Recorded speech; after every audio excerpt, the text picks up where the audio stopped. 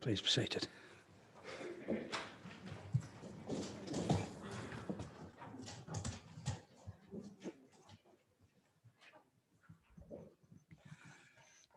Welcome back.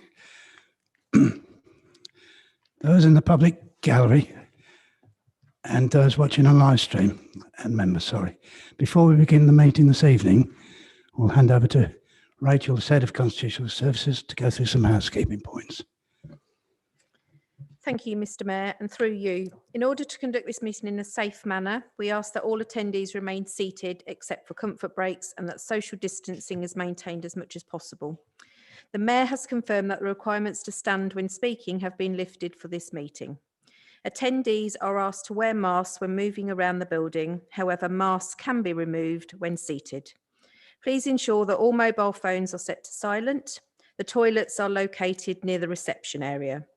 In the event of the emergency evacuation, the emergency exits situated at each end of the engine shed. Please ensure that you follow council staff to evacuate the building. As per normal rules, if you wish to speak, please ensure that you raise your hand and you'll be invited to address the meeting. Due to the change of venue for this evening's meeting, we are unable to use the electronic voting equipment. Therefore, all votes will be taken by a show of hands, unless a recorded vote is requested, which will be taken in the normal way. As per the last meeting, you have laminated copies for, against and abstain. When we come to vote, please raise the correct coloured document to make the vote counting easier for the team. I will take each for, against and abstain in turn. There is also the points order document on your tables, laminated in pink. This again is to help the smooth running of this meeting. If you wish to raise a point, please raise the pink document and address the Mayor accordingly. Finally, I would like to remind members that this meeting is being live streamed on YouTube and Facebook, so please make sure that when you speak, you are using your microphone. Thank you, Mr. Mayor. Thank you, Rachel. Agenda item 1. Are there any apologies for absence? Thank you, Mr. Mayor. We've had apologies from Councillor John Fox, Councillor Yassine, Councillor Day, Councillor Knight and Councillor Seresti. Councillor Yassine, Councillor Knight, Councillor Day and Councillor Seresti are joining us this evening virtually. However, due to legislative requirements, cannot be recorded as in attendance and cannot take part in any voting. Thank you. Agenda item 2, any declarations of interest? Are there any declarations of interest from members this evening which are not already recorded separately on their individual register of interests? Sorry. Mr. Mayor, if I might just interrupt at that stage, we have a motion which involves houses of multiple occupation, and it may be that we have some members who are landlords of HMOs, and this would be an appropriate moment for you to declare that, either now or at the beginning of that item. I'll leave that with you to think about. You don't need to take any action about it, you just need to declare it. All right. Thank you. And you're in agenda item 3.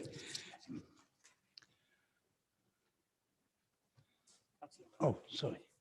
Councillor Murphy. Yes, thank you, Mr. Mayor, and thank to the officers for clarifying the position on that motion about HMOs. As the mover isn't able to be here and vote, does somebody else have to move it for him or her, or how does that work? Someone else is moving, Councillor Murphy, instead of the original mover. Thank you. So yes, item number 3, minutes of the meeting held on the 23rd of June 2021. I'd like to move approval of the minutes of the council meeting held on the 23rd of June 2021, subject to minute number 27, open brackets 2, close brackets, being amended to read Councillor Ishfaq Hussain seconded, not Councillor Imran Hussain. Do I have a seconder? Thank you, Mr. Mayor. I'm happy to second those on this evening's agenda. Thank you. If there are no objections, I will take that as agreed. Agreed. Agreed, thank you. Agenda item 4, Mayor's announcements. Members, can I take this opportunity to announce that the Mayor's Charities has launched a virtual fundraising scheme. And the reason for that is because in the past year or so, most charities throughout the country have found it hard to fundraise through the lack of public events where they can get out and meet people. So we've launched, the Mayor's Charities this year has launched something quite new, a virtual fundraising pack with a number of ideas that anyone may wish to take up if they are willing to support the charities. And I hope that we do have some success with that one. Thank you. And agenda item number 5, are there any announcements from the leader? Thank you. Agenda item 6, questions were noticed by members of the public. We have 2 questions submitted by members of the public this evening. And the first one from Stephen Jones. Mr. Jones, would you like to ask your question relating to road safety in Orton Northgate? So over the last 2 decades, Orton Northgate has become a residential area. And basically we have a set of traffic lights over Oundle Road, which is, to be frank, dangerous. My daughter and myself have crossed the road on numerous occasions and witnessed cars going through that red light, almost killing people. We'd like to know what the council plan to do to fix this. Councillor Hiller, could you respond? Yes, I will respond, Mr. Mayor, and I thank Mr. Jones for his question. Can I just attempt to reassure Mr. Jones that this council takes road safety extremely seriously? So I will ask officers from our highways department to review all the points that you've raised in your lengthy question that I have written here in front of me. We recently undertook some major highways works on the A605 near Orton Northgate, you may be aware, Mr. Jones, which included the creation of new footpaths, cycleways, as well as the signalised crossings. However, the council is always, and I repeat, always looking to make further improvements for pedestrians, and we would encourage members and the public to come forward with suggestions on where improvements are needed, which is what you've touched on here, Mr. Jones. In addition to this, I've asked our road safety officer to prioritise making contact with all of the local schools in this area in September to encourage them to take up the various road safety educational activities on offer. Thank you, Mr. Mayor. Thank you. Mr. Jones, do you have a supplementary question? It's all very well asking the schools to help get the kids more educated, but the problem is more drivers not following the road rules. And for me, it's a worry that my daughter is getting to the age now where she'll be walking to school on her own, and that one day that might be her last journey, or one other kid from the estate. It's something that just seems to be happening day in, day out, and nothing seems to change. I'm not sure that was a question, Mr. Mayor, but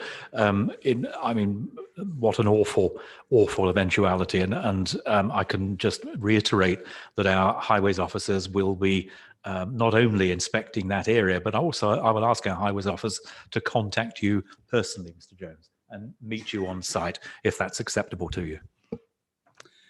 Thank you, Councillor Hiller. Question number 2 from Julie Fernandez. Ms. Fernandez, would you like to ask your question relating to city centre toilets? Good evening, everyone. At the last meeting of full council, the leader stated that he had tasked council officers to look into the provision of public toilets for the city centre. Can we have an update on this? Where will the toilets be situated, please? Councillor Allen, would you like to respond? Thank you, Mr. Mayor, and thank you, Ms. Fernandez. It is a commitment to look at additional toilet facilities in our city. Officers have audited the current PCC-owned public toilets, which show in the city centre the council offer public toilets in the Carhaven car park, and this is a changing place facility, St Peter's Arcade, and indeed in the town hall once it's open again.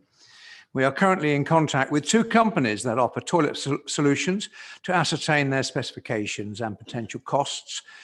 if we were to increase our provision in areas that are currently not provided. You have asked where they will be sited, and that's not been decided yet, but we are looking, one would have thought, at locations in perhaps Laxton Square, St John's Square or Cathedral Square being a prime consideration. Following a request from the leader, an audit of businesses earlier this month revealed that 30 businesses have toilets available to customers. The toilets at Marks and Spencer's were temporarily closed. There remain some problems with piping. However, they have reopened. But as you know, there are several stores and bars in the city that offer toilet facilities. I do hope that covers your points, but if you have a supplementary, I'm here for you. Ms. Fernandez, do you have one? I do. As a wheelchair user, my experience with toilets in various venues isn't necessarily the best. But yes, I have a supplementary question. Which organisations and disabled people have you been in consultation with to ensure that the toilets are in the right place and have the correct facilities to ensure that we don't retrospectively have to spend unnecessary money like we have here at San Martin House? Yes, thank you very much. A very sensible follow-up, and thank you very much, Ms. Fernandez. I think what we're looking at is costs and locations. Both of those have to be taken into consideration, but we are committed to having fully accessible toilets to cater for those with disabilities, and that is a commitment.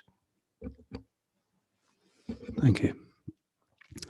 Agenda item 7, petitions. There are no petitions this evening from the public. Are there any from members?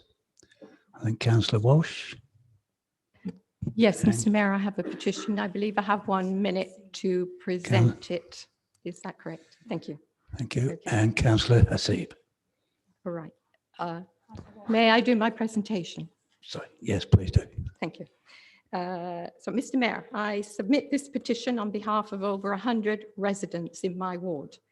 It concerns an HMO, which is currently being constructed at number 2 Thornley Drive, immediately next door to another HMO, the two of them with a combined capacity to house 18 people.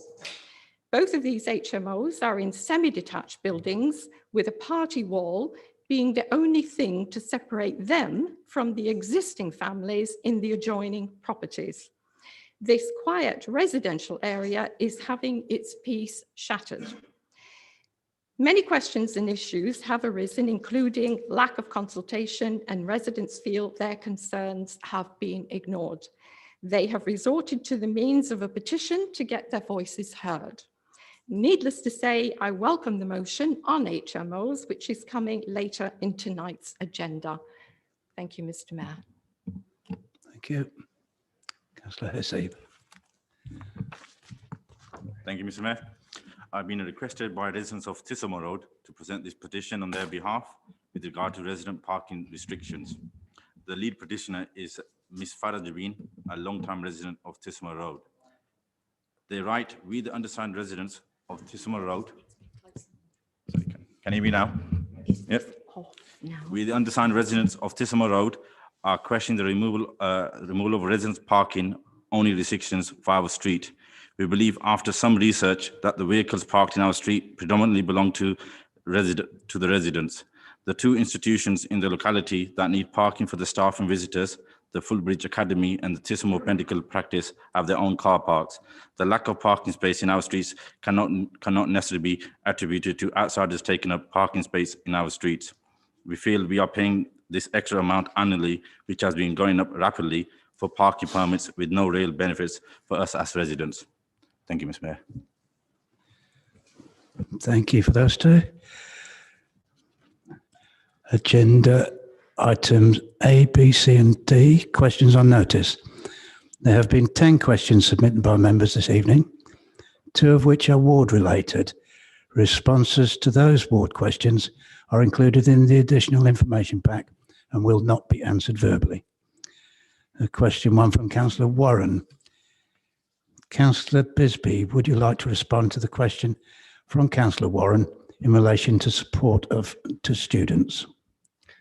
Thank you, Mr. Mayor, and thank you, Councillor Warren, for your question. The Council has been working in close collaboration with schools and early years settings throughout the pandemic. Ensuring children re-engage and accelerate their learning has been a key focus since March. Schools have undertaken assessment and are putting in place plans to support children, including revised curriculum and more one-to-one support for those children that need it. The government has made available further funding, and the Council has supported the rollout of tuition via our teaching school during this period. In addition, we have over 1,200 places in our holiday activity and food programme, which will support improved well-being, and the majority of our secondary schools will be offering summer schools. We have restarted our English as an additional language strategy with a refresh of our handbook for supporting improved teaching. And we now have a suite of training videos for staff on the best practice, including supporting new arrivals and special education needs and disabilities. Thank you, Mr. Mayor. Thank you. Councillor Warren, do you have a supplementary question? Mr. Mayor, I have no supplemental question, but I'd like to thank Ray Visby for his question. Thank you very much. Question 2 from Councillor Sanford. Councillor Hiller, would you like to respond to the question for Councillor Sanford in relation to the use of the town hall? Yes, I'd be happy to, Mr. Mayor, and I thank Councillor Sanford for his question. The council continually look at the viability of its operational asset estate. When the council rationalised its accommodation estate and consolidated staff in San Martin House, the decision was taken to keep committee and council meetings at the town hall. The town hall budget takes this into account. And following the lettings of the wings to the Department of Work and Pensions and the NHS, this is a net income budget of £162,000.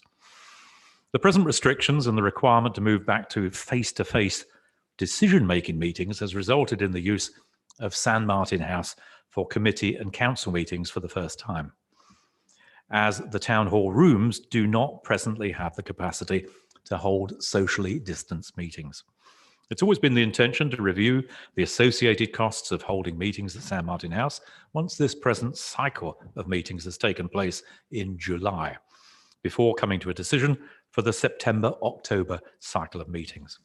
This decision will also take into account the level of staff usage, as this is due to start to return to the new normality in the autumn from the current restricted levels. I hope that answers your question, Councillor Sanford. Thank you, Mr. Mayor.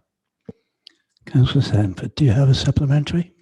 Yes, thank you, Mr. Mayor. I'm grateful for that response. I think given the current financial situation that the council finds itself in, we should at least be looking at options for the town hall. I'm aware that it's a very difficult building to heat. Its insulation is really poor, and I'm also conscious of the fact that since the original calculations was done, half of the town hall has remained actually empty for over a 2-year period. And I'm also aware that we now can't use the town hall and we're holding meetings here. So, you know, there actually was a report about 10 years ago saying that it would be in the council's best interest to have all our operations in one place. So would the cabinet member undertake to at least carry out a review of the continued use of the town hall and make the results of that review available to both councillors and the public? Councillor Hiller. What I would say to you, Councillor Sanford, and I thank you for that supplementary, that if a decision is made to move meetings to San Martin House or indeed any other venue other than the town hall on an ongoing basis, then we'd look at other options for the committee rooms being used at the town hall. You have my assurance of that. Thank you, Mr. Mayor. Thank you. Question 3. Councillor Allen, would you like to respond to the question from Councillor Tyler in relation to antisocial tenants? Thank you, Mr. Mayor, and thank you, Councillor Tyler, for your question. Whilst we do not have any control over our registered housing providers and their practices, we do provide nominations to those providers from our housing register. The checks that are in place for people looking to join the housing register are thorough. people must be a qualifying person in order to be accepted onto the register. Those people who apply and have previously been guilty of unacceptable behaviour are not considered to be a qualifying person. Unacceptable behaviour is defined by a number of different factors, of which antisocial behaviour is one. Anyone who applies who has previously been subject to action from their landlord due to antisocial behaviour will be excluded from applying and notified that they are not a qualifying person. If a person has no history of antisocial behaviour, of course, when they apply, but then display this kind of behaviour after being housed by the registered provider, they will then take action against them at that stage, which, if it continues, will result in them losing their home and not being able to secure a further property for some time after. I trust that covers the points you've raised, Councillor Tyler. Councillor Tyler, do you have a supplementary question? I'm fine, thank you, sir. Thank you, Mr. Mayor. Thank you. And question 4. Councillor Hiller, would you like to respond to the question from Councillor Shaz Nawaz in relation to flooding? Yes, Mr. Mayor, I thank you for the opportunity, and I thank Councillor Nawaz for the question. All members of this council will be aware that climate change increases the likelihood of severe weather events. Intense rainfall is expected to significantly increase in the coming years, but this can be limited if the global rise in temperature is reduced. Reducing our carbon emissions and therefore reducing our contribution to climate change is essential to preventing those severe weather events in the future. The Council is committed to becoming a net zero carbon organisation by 2030 and to help the city do the same.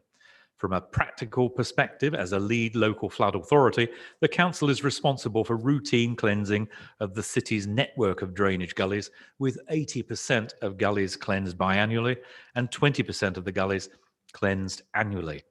In addition, residents can report blocked gullies via the Council's online Report It to Peterborough tool. I don't actually agree with your assertion that this is a recurring problem whenever it rains, Councillor Nawaz, because it isn't. And normal rainfall levels are coped with and adequately dispersed. However, a monsoon level of rain falling over a short period of time during a torrential downpour has the potential to exceed the capacity of even the most capable of drainage systems, as witnessed in the city a couple of weeks ago. This can result in localised surface water flooding, and in the worst case, this can enter residents' homes. In these unfortunate circumstances, the Council's drainage team will investigate the causes and issue what's known as a Section 19 report that will be published on the Council's website. Other agencies are involved as well, of course, the Environment Agency, Anglian Water and the local drainage boards. Thank you, Mr. Mayor. Councillor Nawaz, do you have a supplementary? I do, Mr. Mayor. Thank you very much, Councillor Hiller, for your response and for reminding us all about the climate change crisis. Unfortunately, I don't agree with you simply because on numerous occasions I've reported flooding in certain hotspots, if I may call them that, on St. Paul's Road, Dogstop Road, Huntley Grove, Lincoln Road.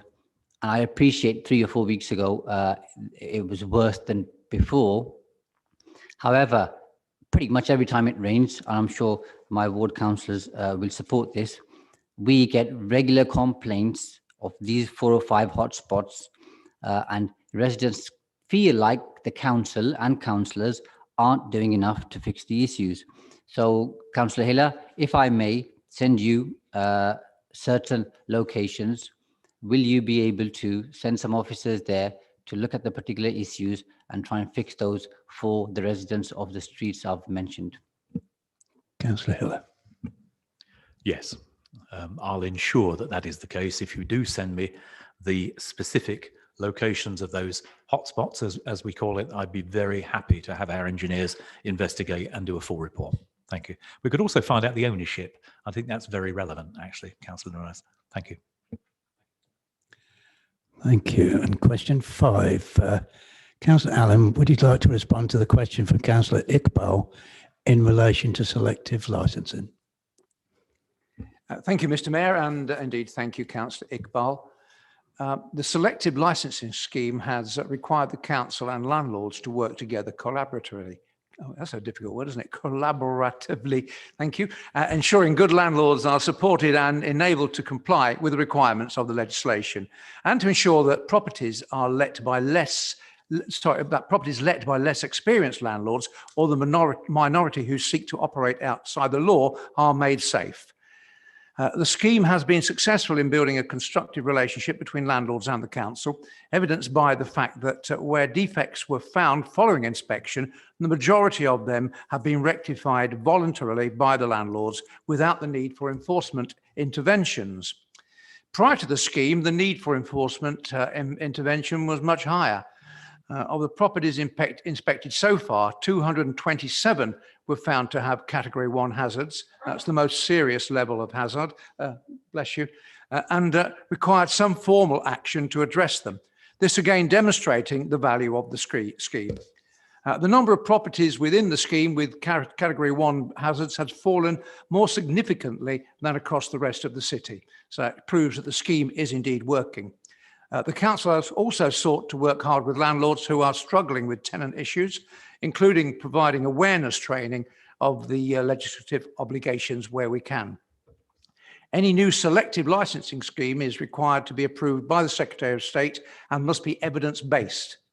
Following a citywide review, the data analyst has shown that there is not the evidence base to roll it out across the whole of the city, as the eligibility. Oh, I'm doing well with that word, aren't I?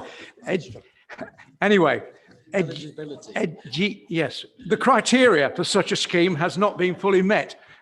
The factors that are taken into consideration include the percentage of private rented stock in an area, the evidence of low housing demand, poor property conditions, levels of migration and deprivation, crime and ASB. Now, I made a real ricket of that, but I hope you understood what I said. Councillor Iqbal, do you have a supplementary? No, Mr. Mayor, I don't have a supplementary question. I'd like to thank Councillor Allen for his response. At least he made an attempt. Thank you. Councillor Allen, you can rest easy now. Question 6 from Councillor Simons. Would you like, sorry, Councillor Kayum. Councillor Simons, would you like to respond to the question from Councillor Kayum in relation to brown bins? Yes, thank you, Mr. Mayor. Thank you, Councillor Kayam, for your question. Last year we charged £2.05 per collection based on 22 collections. This year it has risen to £2.27 for the collections. Obviously, this only helps to part fund the service. It would not be lawful to make a profit on this service. You may be interested to know the Environment Department have been quoted as saying, subject to consultation, we intend to have garden waste collections from 2023, with all councils being funded appropriately to deliver this. Thank you. Councillor Kayum, do you have a supplementary question? Thank you, Mr. Mayor. Councillor Simon, for answering the question. I think I've got problems with my mic. I understand the premise coming forward in 2023. Sorry. Yeah, we'll change mics. Thank you, Councillor Robinson, Councillor Jones, for saving me there. The main issue is regarding the charge for the extra brown bins this year that was put forward during the budget year this year, and the fact that so many residents are complaining about the charge for the extra brown bins. Do you think that you'd be willing to consider lifting this charge in view of the fact that residents that are complaining that they can't pay may end up disposing of waste by other means, possibly leading to an increase in fly tipping? Thank you. Thank you, Councillor. Yeah. Unfortunately, as you know, our budget situation at the moment, I don't believe I'll be able to offer that, unfortunately.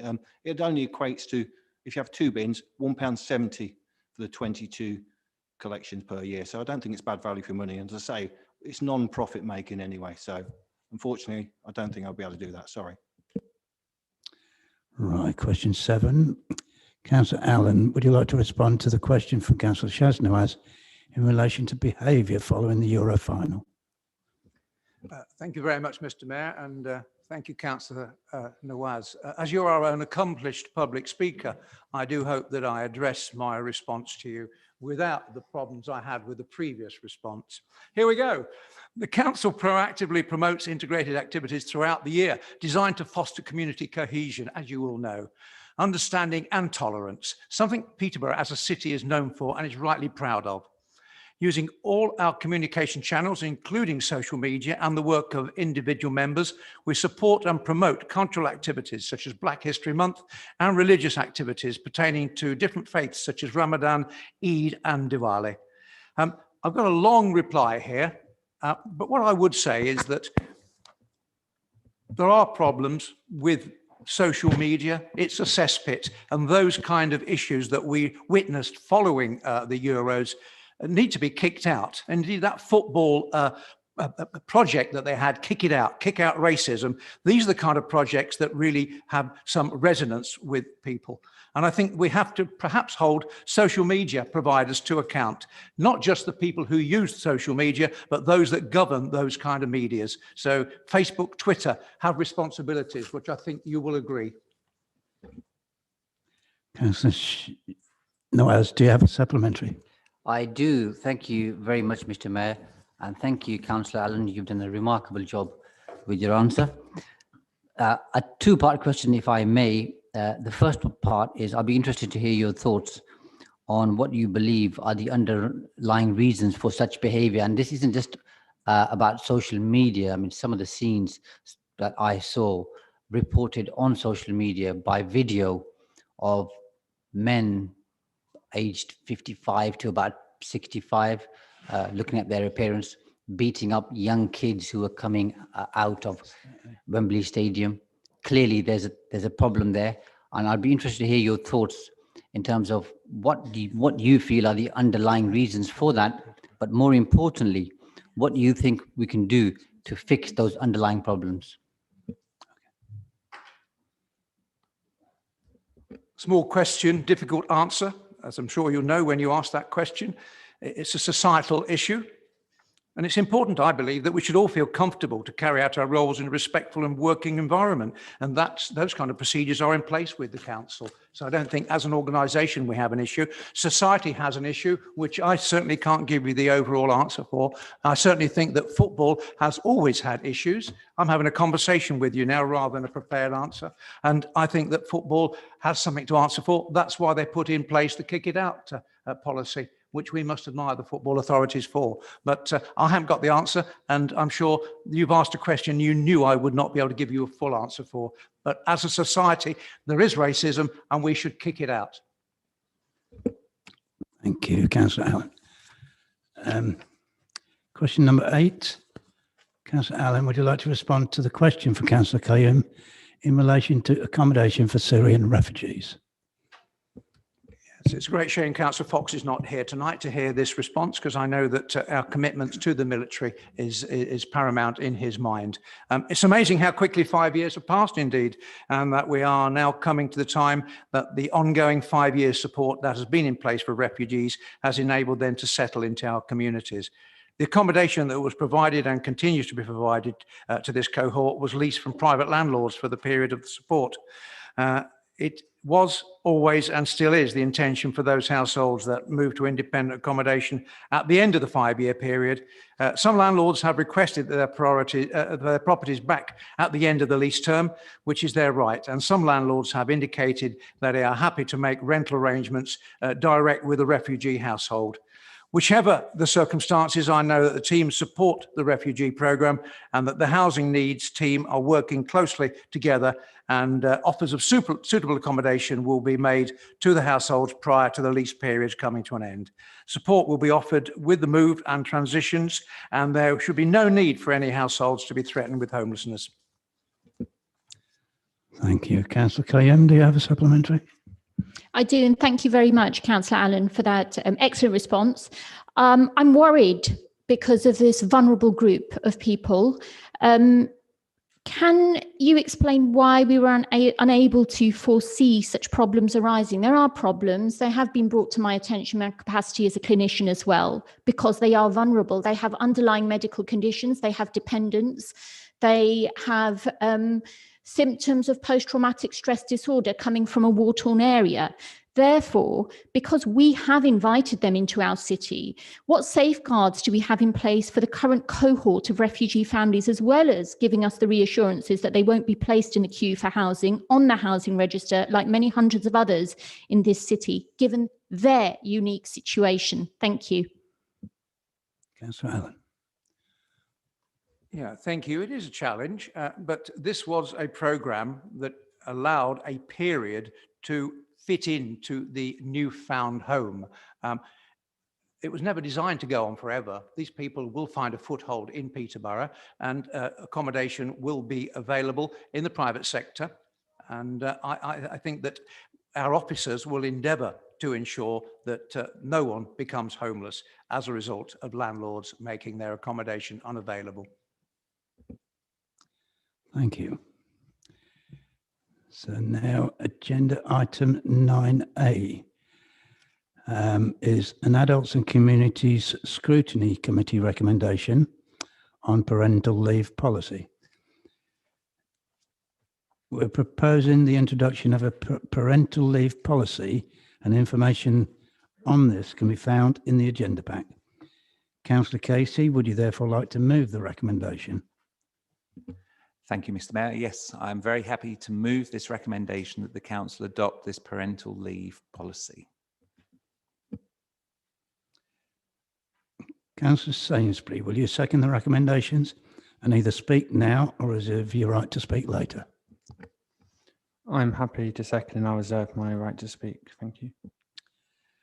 Councillor Fitzgerald, I understand that you wish to move an amendment to this recommendation, which can be found in the additional information pack. Please, would you move your amendment? Yes, thank you very much, Mr. Mayor, and I'm pleased to do so. As you recall, I did promise that this would come back for this meeting. So the Conservative group absolutely welcomes any activity that ensures we attract and retain the best quality councillors to serve our city. And there is little by way of eligibility criteria to become a councillor. We are all drawn from a diverse range of backgrounds, and we are looking forward to further recommendations to emerge from the cross-party task and finish group established to look into these matters. That said, I do want to propose some amendments to the draft parental leave policy proposed by the then Adults and Communities Scrutiny Committee, and I'd like to now summarise those changes, which I hope you will find are further positive. First, and in overall terms, there are two fundamental principles that apply for my group. First, that the role of councillor is not the same as an employee. A councillor usually enters into the office because of a desire to make a difference in their community, and they generally accept that this is a vocation rather than a career. We need to strike the right balance between attracting and retaining talented councillors and candidates, with the fact that a councillor is committing to a role quite different to any paid role, and one which requires almost round-the-clock availability, regardless of the circumstances. Secondly, for this policy to have credibility, it needs to be completely cost neutral to the council. I believe that the small number of proposed amendments satisfy both of these principles. We are proposing three main changes to the original version. First, that any member taking parental leave from a role which includes a special responsibility allowance would not receive that allowance while they were absent. This is because the administration would need to replace that member with another who would also expect or need to receive that special responsibility allowance.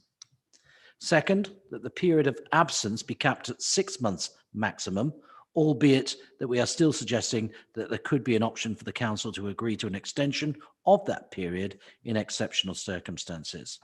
This aligns better to the requirement of the Local Government Act for a councillor to attend a meeting of the council within a 6-month period. Thirdly, we have suggested some clarification to the details surrounding the assignment of another ward member to cover ward-related matters for an absent colleague. There are a small number of more minor changes set out in the proposed revision, but I hope you'll agree that we feel and we agree that the absolute spirit of the original version remains firmly in place, without causing unnecessary financial pressure to the council. We feel that also it brings members more into line with employees in that councillors are not treated differently in terms of have better terms than the employees have. And I think the members here felt strongly that it should be on parity. So, Mr. Mayor, I would recommend the revision to that policy, and I hope council can agree it tonight. And I believe I do have a seconder for that. Yes, and I believe the seconder is Councillor Casey. Do you wish to speak now or reserve your right to speak? Thank you, Mr. Mayor. I wish to speak now, really. I must admit that this is one of those policies that came up in front of my committee prior to me becoming chair, and it came in front of full council at our last meeting, and this was really the reason why it's being brought today. There were a number of items on there that the group were discussing and couldn't really agree with, and needed further discussion amongst the group and not just the committee.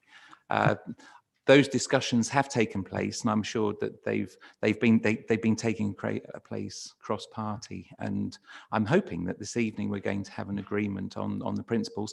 I fully agree with the amendments that have been made, and I'm very happy to support the amendment to the policy and also the adoption of the policy as well. Thank you, Mr. Mayor. Thank you. Can I call upon any other speakers?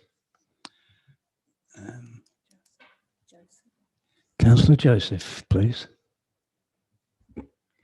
Thank you, Mr. Mayor, and through you. I'm really pleased to see that this has been brought back to council. I think it's an important change. When I put this motion forward about the rights of women within council last year, I was pleased that the task and finish group was set up to look at this.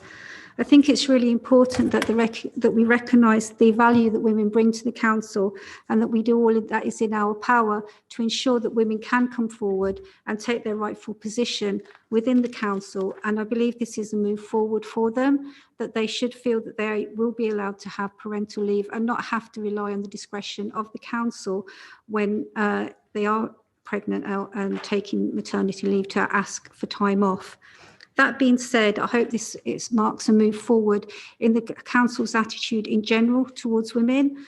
I've often spoken to women and asked them why they don't come forward and take up their positions within council or run as councillors. And the reasons cited are, amongst others, obviously the lack of childcare facilities and the fact that they feel that the atmosphere within the council is one where women are bullied and patronised. I appreciate that childcare facilities are something that would need a lot more to look into, and I hope this is one of the areas the task and finish group will continue to look at. Obviously, I accept that there are budget restrictions, but I do hope that we can make a move forward with this. But I think it calls upon all of us as members to look at our attitudes and our way of presenting ourselves within council to ensure that we cannot be accused of bullying or patronising other people within the council, and that we all look to improve our conduct and behave in a professional manner. Thank you. Thank you. Councillor Hogg. Thank you, Mr. Mayor. I just wanted to clarify this, the rule for the 6 month to be agreed by council meeting. I presume this is in line with the constitution in terms of a member being absent for more than 6 months.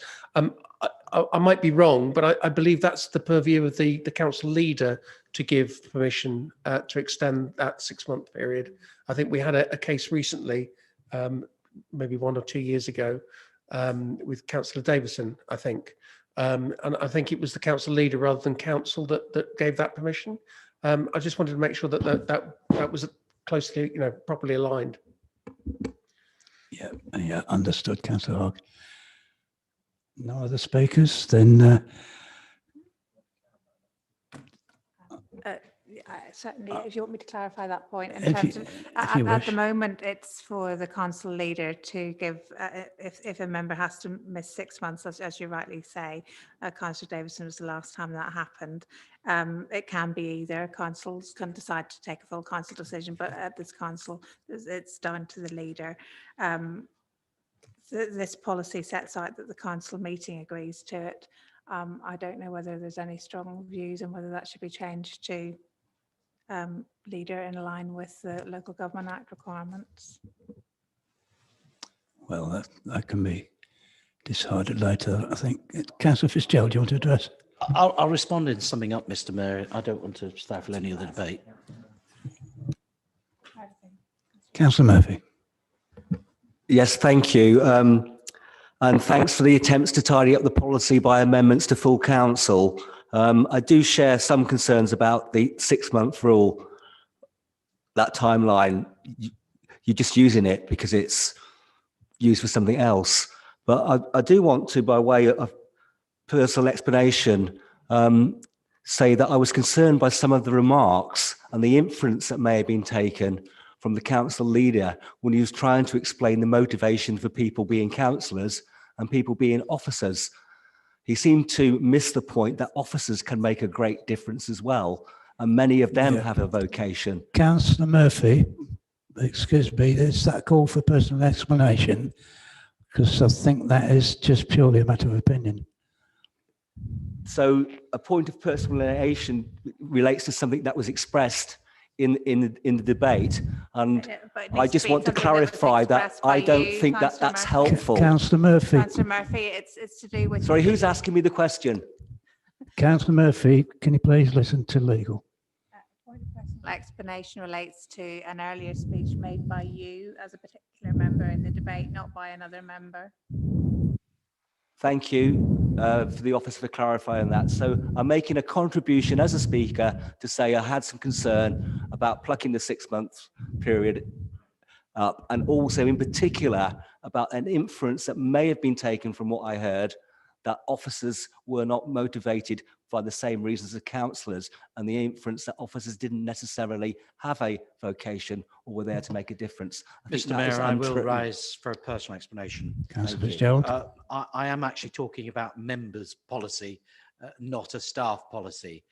If people want me to talk about a staff policy, I will do, but in this case, I was referring to members and their vocational reasons. I did not make any reference as to why officers or other council staff may do it. I'm sure they're equally the same. So just to clarify for you, Councillor Murphy, I think everybody's equal, officers and members, and I want to make that perfectly clear. In this case, I was just talking about members. Councillor Murphy, do you wish to continue?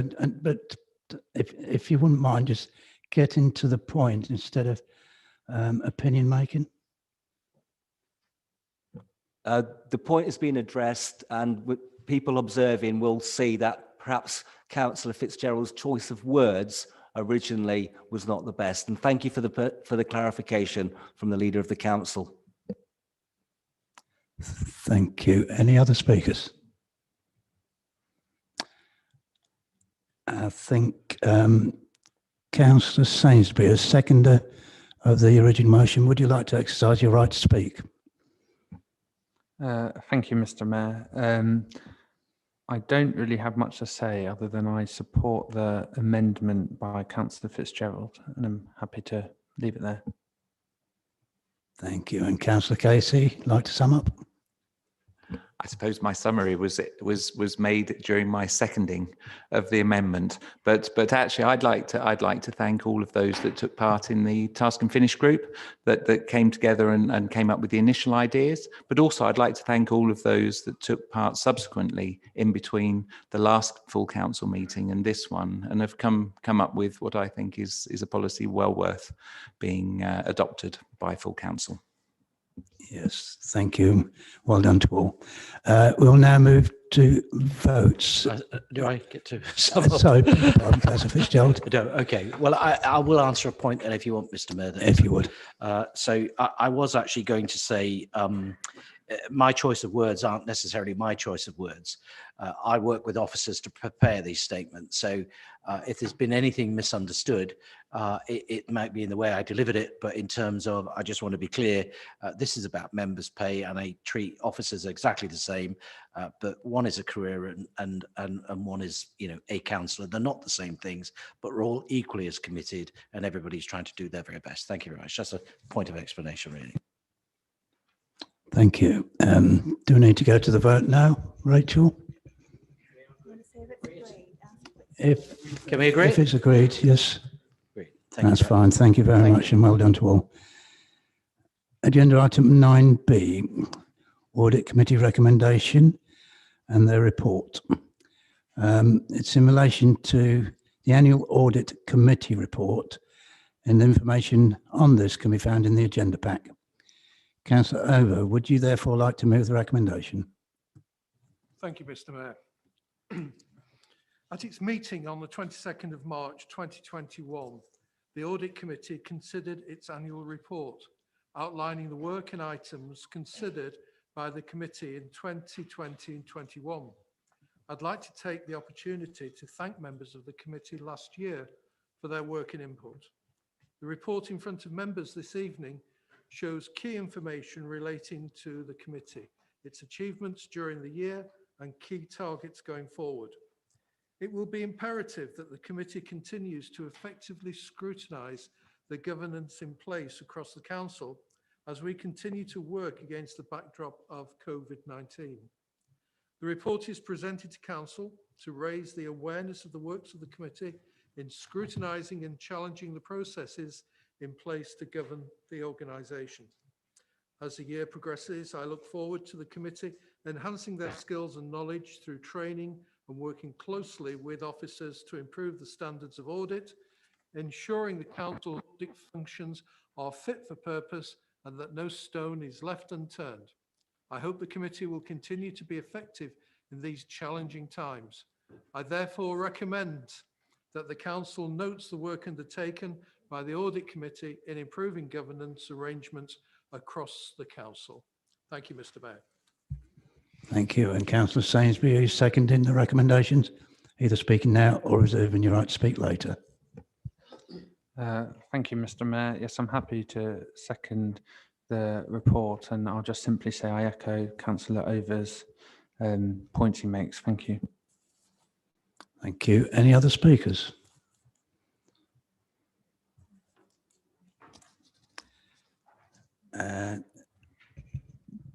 Were you speaking to the motion at that point? Yes, thank you, Councillor Sainsbury. Councillor Over, do you have any summing up to make? No, I'll leave the report as presented to the council. Thank you, members. Is that agreed? Thank you. Agenda item 9C is for the Cabinet recommendation for the Cambridgeshire and Peterborough Minerals and Waste Local Plan document, the version for adoption. Councillor Hiller, would you like to move the recommendation? Yes, I would, Mr. Mayor, and I thank you for the opportunity. Can I just add a quick note, Mr. Mayor, that since the council meeting at Cambs County Council, there's been a couple of minor typos spotted within the plan, which will be updated ahead of publication, if indeed it's adopted this evening by council. It'll be updated by officers using delegated powers. The typos relate to the date of the waste needs assessment, which should read November 2019 instead of June 2019. It's a typo, so there's nothing to worry about there. Okay, to the main item, Minerals and Waste Local Plan for adoption. Council members may recall that over the past couple of years or so, we've approved for public consultation draft versions of a new Minerals and Waste Local Plan for Cambridgeshire and Peterborough. With full council support, the plan was also submitted to an inspector for an independent examination. Following the rigorous examination process, I was very pleased, Mr. Mayor, when earlier this year, the inspector approved our plan, subject to a relatively small number of modifications. We are now, as a council, able to adopt the Minerals and Waste Local Plan and use it for decision-making purposes. Only full council is able to adopt the plan for Peterborough, Mr. Mayor, and I'm pleased to tell members Cambridgeshire County Council, our joint author, has now adopted this plan. Now, members, I get minerals and waste is not everybody's passion, but let me remind you that this is an important document, not just for making sure that we secure the right minerals we need from the right locations to support our planned growth agenda, or making sure that we manage the waste elements in the most sustainable way possible. The document is also important for wider matters, such as the creation of wildlife sites. Indeed, some of Peterborough's best and most protected wildlife sites are former mineral sites, such as the Dogsthorpe Star Pit, SSSI, our recently much heralded local land dyke countryside trust, actually came about 20 years ago as a way of working with mineral and waste operators to reverse the decline in wildlife. And it now manages 7 reserves, including the 80-acre Ettenham Maxi pits, very close to my heart. I'll remind you that Must Farm, just outside Peterborough, one of the greatest national archaeology finds of recent decades, was only discovered because of the extraction of brick clay. Without careful, well-planned extraction, Must Farm would either never have been found or it could have been lost forever in the extraction process, and that would have been a tragedy.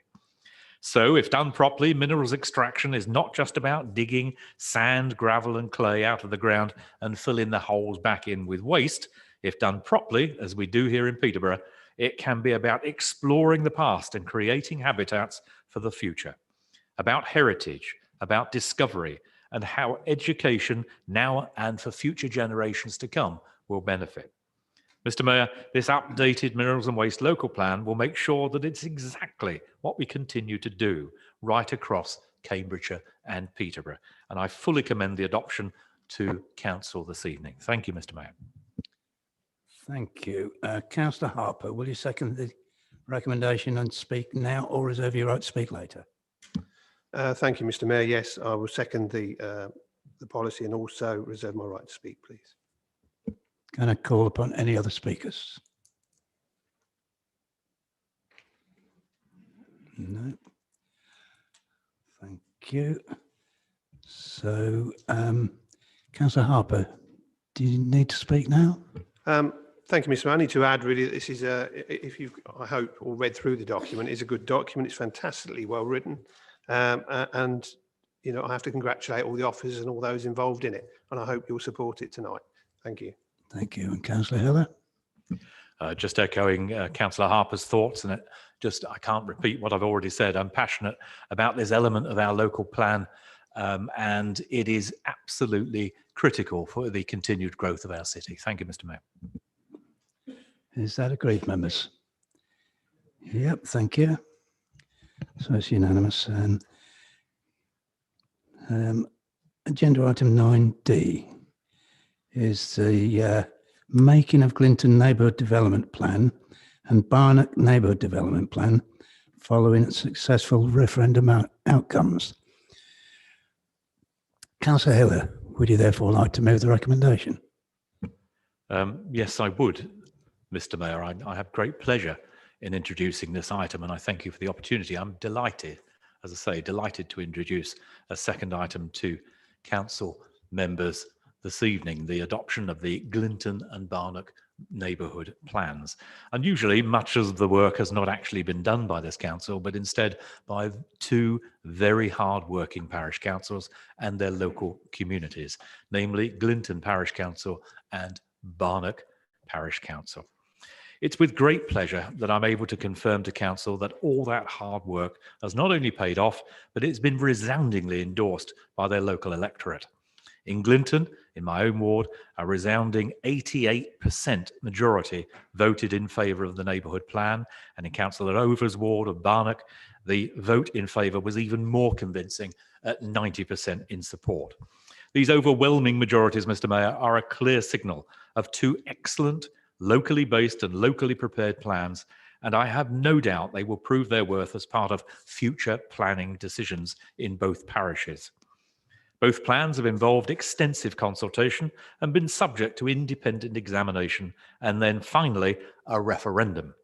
The plans cover a wide range of matters, such as protecting local green spaces, providing design guidance for new homes, and making sure supporting infrastructure is provided alongside new development. Importantly, all these policies are tailored specifically for the respective parishes. Given my own passion for protecting rural Peterborough, I've followed the progress of both plans very closely, and I really do know how much care and attention and effort has been put into their making by all involved. Residents who care about where they live, not just now, but well into the future, supported, of course, by our own planning officers to make sure all the steps were taken in the most effective way. Again, it's for us here at Full Council to formally adopt these plans, but I fully endorse them to members and I ask them to support these initiatives and agree to do similarly. Thank you, Mr. Mayor. Thank you. Councillor Over, will you second the recommendations and speak now or reserve your rights? Thank you, Mr. Mayor. I'll reserve my right to speak. Thank you. Are there any other speakers? I see none. And Councillor Over. Thank you, Mr. Mayor. Very quickly, I echo what Councillor Hiller has just been saying. A huge amount of work has been done by a handful of villages to the applause of the villages within the referendum. This is an attempt to safeguard the character and identity of the villages, which has often come under a fair amount of pressure. It seeks to defend against the unwelcome development of the villages and to promote welcome changes and advances. Thank you, Mr. Mayor. Councillor Hiller. Thank you, Mr. Mayor. Nothing further to say other than I hope I've expressed my enthusiasm for these plans, and I hope the members will adopt them. Thank you, Mr. Mayor. You certainly have. Thank you. Is that agreed, members? Thank you. Agenda item 9E. It's a Constitution and Ethics Committee recommendation, the review of Peterborough City Council's Code of Conduct. We're looking to revise the Code of Conduct. Councillor Fitzgerald, would you therefore like to move this recommendation? Thank you, Mr. Mayor. I'll do my very best to convey in my best way what I've got to read out to you tonight. Peterborough City Council are statutorily required to adopt a code of conduct for members. The current code of conduct was approved some years ago now, and whilst it has served its purpose, a timely review has now taken place via the Constitution and Ethics Committee. With no further eligibility, this was prompted by the publication of various recommendations made by the committee on the standards in public life in their report of the 31st of January 2019, which followed a detailed review. Within the recommendations was a suggestion that the Local Government Association create an updated model code of conduct in consultation with representative bodies of councillors and officers of all tiers of local government. The LGA subsequently produced their model code in December last year, following a consultation process which all members and officers were able to contribute, and the associated guidance having just been published earlier this month. The Constitution and Ethics Committee have closely followed and reviewed the progress of these documents via updates from the monitoring officer. A scrutiny task and finish group conducted interviews and made recommendations to the Constitution and Ethics Committee for some amendments to the model code. At the meeting on the 14th of July this year, the Constitution and Ethics Committee unanimously agreed to recommend the approval of the revised code by full council, including the scrutiny amendments, and to note and recommend implementation of the associated guidance. I would therefore, Mr. Mayor, like to propose the recommendations set out in the report for approval before you tonight. Thank you very much, Mr. Mayor. Thank you. And Councillor Allen, will you be seconding and speaking now? I'm happy to second and withhold my right to speak. Thank you. Are there any other speakers? I invite Councillor Allen to speak. I've nothing further to add, actually. Thank you, Mayor. Thank you. And Councillor Fitzgerald. I think it went that smoothly at the meeting as well. Oh, well done. Which is very, very, very pleasing. So thank you, Mr. Mayor. I've no further comment to make on this item. So is that agreed from members? Thank you very much. And then item 9F is from the Constitution and Ethics Committee again. It's a recommendation to update the petition scheme. Councillor Fitzgerald, would you therefore like to move this recommendation? Yes, happy to do so. Do you need the seconder first for this? I can't remember. Do you, or shall I just go for it? You can move the motion. No, that's fine, Mr. Mayor. So again, I set out in the papers for you tonight. Again, the Constitution and Ethics Committee met on the 14th of July, as I've told you, and along with the previous item, considered an amendment to the existing petition scheme, which would exclude petitions on matters that had already been decided by council from being accepted. I would wish to add to my notes here that this before you tonight is not politically driven by the Conservative group.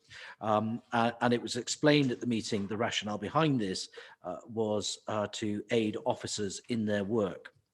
Now, the committee considered several variations of the wording proposed to council, even so far as Councillor Sanford was almost on the verge of proposing his own recommendation. So I hope he's going to be persuaded tonight. But the members expressing a certain amount of concern over discouraging public engagement, which is not the purpose or the point, but we wish to properly manage the expectations of those members of the public submitting petitions. Ultimately, the committee settled on the wording before you now to exclude petitions on matters that the council has already determined, which have no realistic prospect of a different decision being taken. So I hope that we can agree the sentiment behind this motion, why it's being put forward, and nobody wants to stifle debate or indeed put people off making their points. But at the same time, I would want to balance that against the administration's restrictions and capacity to deal with those petitions in the past is somewhat stretched at the moment. And given our financial predicament, I think it's something we could agree to compromise on. Thank you very much, Mr. Mayor. Thank you. And Councillor Allen, yet again, you've been called on to second the recommendation. Are you speaking now or later? Thank you, Mr. Mayor. And I'm actually happy to confirm that there was a sensible debate at the committee, and the form of words that have been arrived at were arrived at after that debate. So I'm hoping that members will support this motion. Thank you. Thank you. I have Councillor Hogg and then Councillor Sanford. Councillor Hogg, please. Thank you, Mr. Mayor. So I find myself again in a situation where it just seems that we've had various changes over the last couple of years that I've been a councillor that have restricted the ability for councillors to call the council to account, and now it seems that this has gone now towards members of the public. I'm very wary of the fact that in order for members of the public to put a petition together, it is invariably because they have seen a decision that has been made and they don't agree with it, and they've kind of garnered together to put a petition together to make their feelings known to this council. So I'm very I don't like I'll say it out loud. I do not like this amendment. Only recently we had the situation with Rhubarb Bridge, where that was a done deal. The plans were all laid up, and there was a huge petition that was put forward, and one could reasonably say that it was a done deal and there was no realistic possibility of a different decision being made. And yet here we are. A different decision was indeed made, and the bridge was saved. So, as far as I'm concerned, this is not something that should be going forward. and that as councillors, councillors of your ward representing your residents, I think you need to be thinking very long and hard about whether or not this council should be restricting the democratic rights of your residents in this way. Thank you. Councillor Sanford. Yes, thank you, Mr. Mayor. I endorse what Councillor Hogg has said. I think Councillor Fitzgerald may be slightly misremembering what happened at the Constitutional and Ethics Committee. We certainly did have, quite a good debate on it, and we actually talked about a number of ways in which this proposition could be modified to make it more acceptable. But the proposition that you've got before you this evening was carried by the committee by a majority of 1, with Councillor Jamil voted against it and I voted against it. So that's not quite what he was telling us, is it? This proposition looks very sensible on the surface, but when you actually look at it in more detail, it actually doesn't make any sense. The proposition that's put forward is that petitions in future will not be allowed where a decision has already been taken by the council. Now, that assumes that once the council or the cabinet or some other decision maker takes a decision, it's recorded on tablets of stone and it remains in place in perpetuity. Well, we actually know that is quite simply not the case, particularly here in Conservative-run Peterborough. The decisions get unmade, significantly changed or reversed all the time. And, the 6 pop-up cycleways that were introduced is a classic example. The council took money from the combined authority, the cycleway popped up, and then when the government money ran out, the council closed all of them. So that was a decision that was made. It was then unmade. And Councillor Hogg referred to Rhubarb Bridge. That is a really brilliant example because that actually involves a petition. The council said that Rhubarb Bridge would cost far too much to repair. It needed to be demolished. They actually awarded the contracts for its demolition, and they then decided to consult the public, and there was a 5,000 signature petition, and quite remarkably, the council leadership changed their mind and decided that it was economical to repair the bridge. Now, I could go on quoting examples, but I won't. It's not, and in fact, it's not always a bad thing in a council that is supposed to be democratic, that it can actually change its mind, following a petition or other forms of public pressure. And often it's in cases where council has failed to consult the public properly that it finds it has to make these reversals. So actually reviewing decisions, changing decisions in response to the views of the public is actually an important part of the democratic process. And it would be fundamentally undemocratic to agree this proposition to try and prevent it from happening by imposing arbitrary bans on petitions. In planning, it's even more complex because even planning reviews have scope for them to be reviewed. That's 3 minutes. Okay, I just think this is if you look at this, it's a crazy proposal. It's a constraint on the democratic process, and I urge members to throw it out. Thank you. Councillor Robinson. Thank you. I'm glad to hear the intent is not to hamper public participation, as we're aware the public are very fond of the right to petition. But I do note the wording, a decision already taken. Well, taken when? Taken last month, taken last year, taken ever. And I fear that this therefore isn't very workable if that's a very grey area. And I note the no realistic possibility. Well, everything is a possibility if we're minded to review our decisions. So I fear that that wording is also very grey, and we can't possibly create a policy that has grey areas. Thank you. Thank you. Councillor Shaznawaz. Thank you, Mr. Mayor. And thank you, Wayne, for opening up. I love the way when you say, I promise this is not politically driven. And of course, we all believe you. You have my word on that. I appreciate your comment about the administration being stretched, but some of the points have been covered by Christian and also Nick Sanford.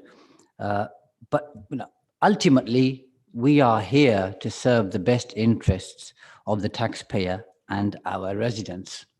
And simply that means we have to listen to them. And we've seen in the past, on many occasions, we all make mistakes. And some of those have been covered with this Rhubarb Bridge, St. Michael's Gate, Empower, and I don't need to run through every single one, because the point of me speaking here today is not to embarrass anybody, but it's to say we do get things wrong individually and as a group. And I can see Councillor Hiller shaking his head there, which I'll assume he possibly agrees with me, because more often than not, we do agree on certain things, apart from planning. But I think as a council, we must be open to challenge. And if residents aren't happy and they sign a petition, and that usually happens more often than not, when they're upset about something or they don't agree with something, then we should be open to that and say, you know what, let's reconsider. Mr. Mayor, can I a point of information, Mr. Mayor? Sorry, Councillor, go on. Thank you. I've listened intently to Councillor Nawaz. You alluded to a number of mistakes, parenthesis, that this administration has made, one of which was St. Michael's Gate. I can assure you, Councillor Nawaz, and I'm, with your vast knowledge of the housing issues and other local authorities placing their dispossessed into our local authority area, St. Michael's Gate was by far and away not a mistake. It was a reasoned, rational decision taken by this administration to relieve the burden on the taxpayer and also protect the people. Thank you. Hiller, Yes. I've been advised that we're not sure you can make a point of personal explanation. Okay. Well, I think I've made it. Thank you, Mr. Mayor, and thank you, Councillor Nawaz. Okay. Continue, Councillor Nawaz. Thank you, Councillor Hiller, for that intervention. I think sometimes when you and I are talking, we're seeing different sides of a beach ball, but that's fine. We can agree to disagree in a civil way. And I'm looking at 4.4 here, some of the wording in terms of is a motion there to cause annoyance, frustration, worry, is the purpose of the motion, or sorry, the petition to make mischief. Well, that's very subjective, and it depends who's interpreting that particular information. Just like St. Michael's Gate, Councillor Hiller and I are seeing different parts of the beach ball. Just like that, it depends on who's actually reading the petition and what they may perceive the intention to be. And I think that just complicates the entire matter. But I think there's a certain amount of arrogance, and I'm not saying it's intended, but it's perceived that we know best. And once we've made a decision, and this is for the entire council, by the way, I'm not pointing at any one individual, we know best. Once we've made a decision, we can't go back. And I think that's very dangerous territory, and we should be open to listening to people, because that's what people expect from us, Mr. Mayor. Thank you. If I could just respond with another point of information, Mr. Mayor, and I promise to be succinct. Point of order, Mr. You Mayor. can only make a Could point. somebody tell him there's no such thing as a point of I'm information? just trying. You can only make a point of personal explanation. if Personal you have explanation. No, you have to have previously spoken in the debate. So it has to relate to a part of an earlier speech by you in this debate, and you haven't Okay. spoken in the debate. So That's why you I make a can't point say of that personal explanation. Rhubarb You Bridge. can make a statement. I can't say that Rhubarb Bridge was in fact. I could. You can. Please. Thank you. Right, I'm going to move on now. Councillor Murphy. Thank you, Mr. Mayor. I'm going to ask that we don't rush on this one, and we don't have to have a vote tonight, that we remit it back to the committee. We've got residents, and some people see them as customers. They have a current petition scheme that they use sometimes. Sometimes it's fruitless, sometimes it isn't. And I think we need to engage with our customers. We need to listen to them, and petition helps do it. And if you actually look at the wording, and particularly the compromise that seems to have come up from the non-unanimous decisions to refer this tonight, then, and it says, and there is no realistic possibility of a different decision being taken. Now, if people start thinking their decision was right or wrong, it gets very, very subjective. And that is really subjective terminology there. And there is no realistic possibility of a different decision being taken. So somebody has to work out what's realistic, possibility, different decision. The decision could be, something was mentioned earlier on, we've decided to build a disabled toilet somewhere. The decision has already been made. There's no realistic opportunity to change that. So the council officer delegated decides that's the end of it. Well, in fact, somebody could be telling us that the ramp wouldn't work or disabled people don't use that area, and there's a good reason to look at it. And if you look at the documents, there's a lot in there about planning, and I think Councillor Sanford mentioned that's quite difficult, and also about things that have become political, that shouldn't necessarily be political, like a fence on a field, whether it's open space or whether it's child protection issue or whatever. And blocking down the public from using the scheme, I don't think is very good manners to the public and the residents. So I just think it doesn't need to be dealt with urgently tonight. We don't have to have a vote on it about who's right or wrong. Can we remit it back to the committee to see if they could come up with something that is much more practical? Because I think if we adopt this, we could have been in danger of interpreting it to say to the public, no, you can't petition us on flooding in those streets because we've already decided that we're going to clean the gullies once a year or whatever. I just think it's too prescriptive, and let's let it go back to, I propose that we agree tonight to remit it back to committee and see if they want to send it back to us with any further deliberations and revisions. Thank you. Thank you. Councillor Murphy, yep, that proposal you're making needs to be moved as a motion, and you need a seconder. I'll require a seconder for that to be able to go back to committee tonight. We have Councillor Hogg who's wishing to second. And do you wish to speak, Councillor Hogg? I reserve my right. Thank you. Yep, no other speakers. So we shall go to a vote on this then. So whether to send it back to Constitution and Ethics for further deliberation. And Councillor Jones, was that on this motion? It's sorry, Mayor. It was about the how vague it is and going on from Councillor Robinson. I agree with supporting the motion simply because it is very vague. Right, we'll have to address Councillor Murphy's motion first. So if we can have a vote on that one, over to Rachel, please. Oh, Councillor, sorry, can I start the vote? Sorry. Councillors, we're now voting on to defer the recommendation back to the Constitution and Ethics Committee. So all those in favour of that, can you hold your green cards up, please? Thank you. Bear with the team for counting. Thanks.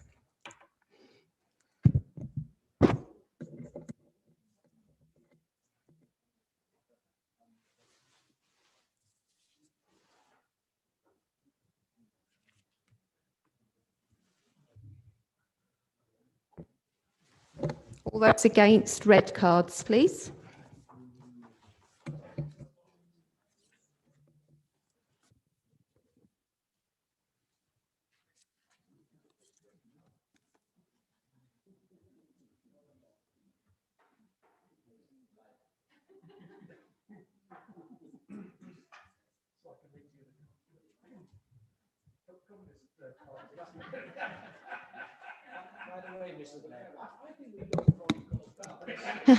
Any abstentions is yellow cards, please.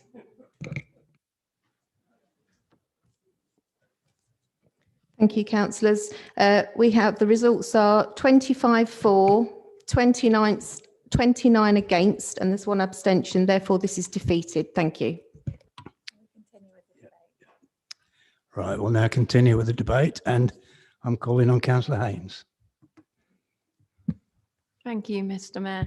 I was concerned to hear Councillor Fitzgerald refer to finances as a reason to consider passing this amendment. I mean, my heart goes out to the officers. I'm sure we all feel at times that there are parts of our job we could do without, that are a bit of, we feel a bit of a waste of our time.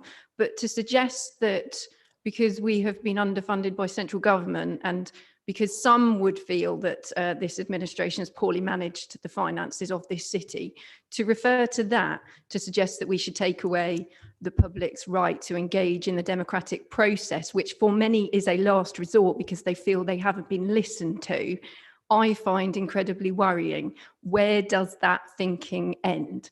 It is not a luxury to engage in democracy, it's a right, regardless of the finances. And if they're that poor, they should be managed more appropriately. Thank you.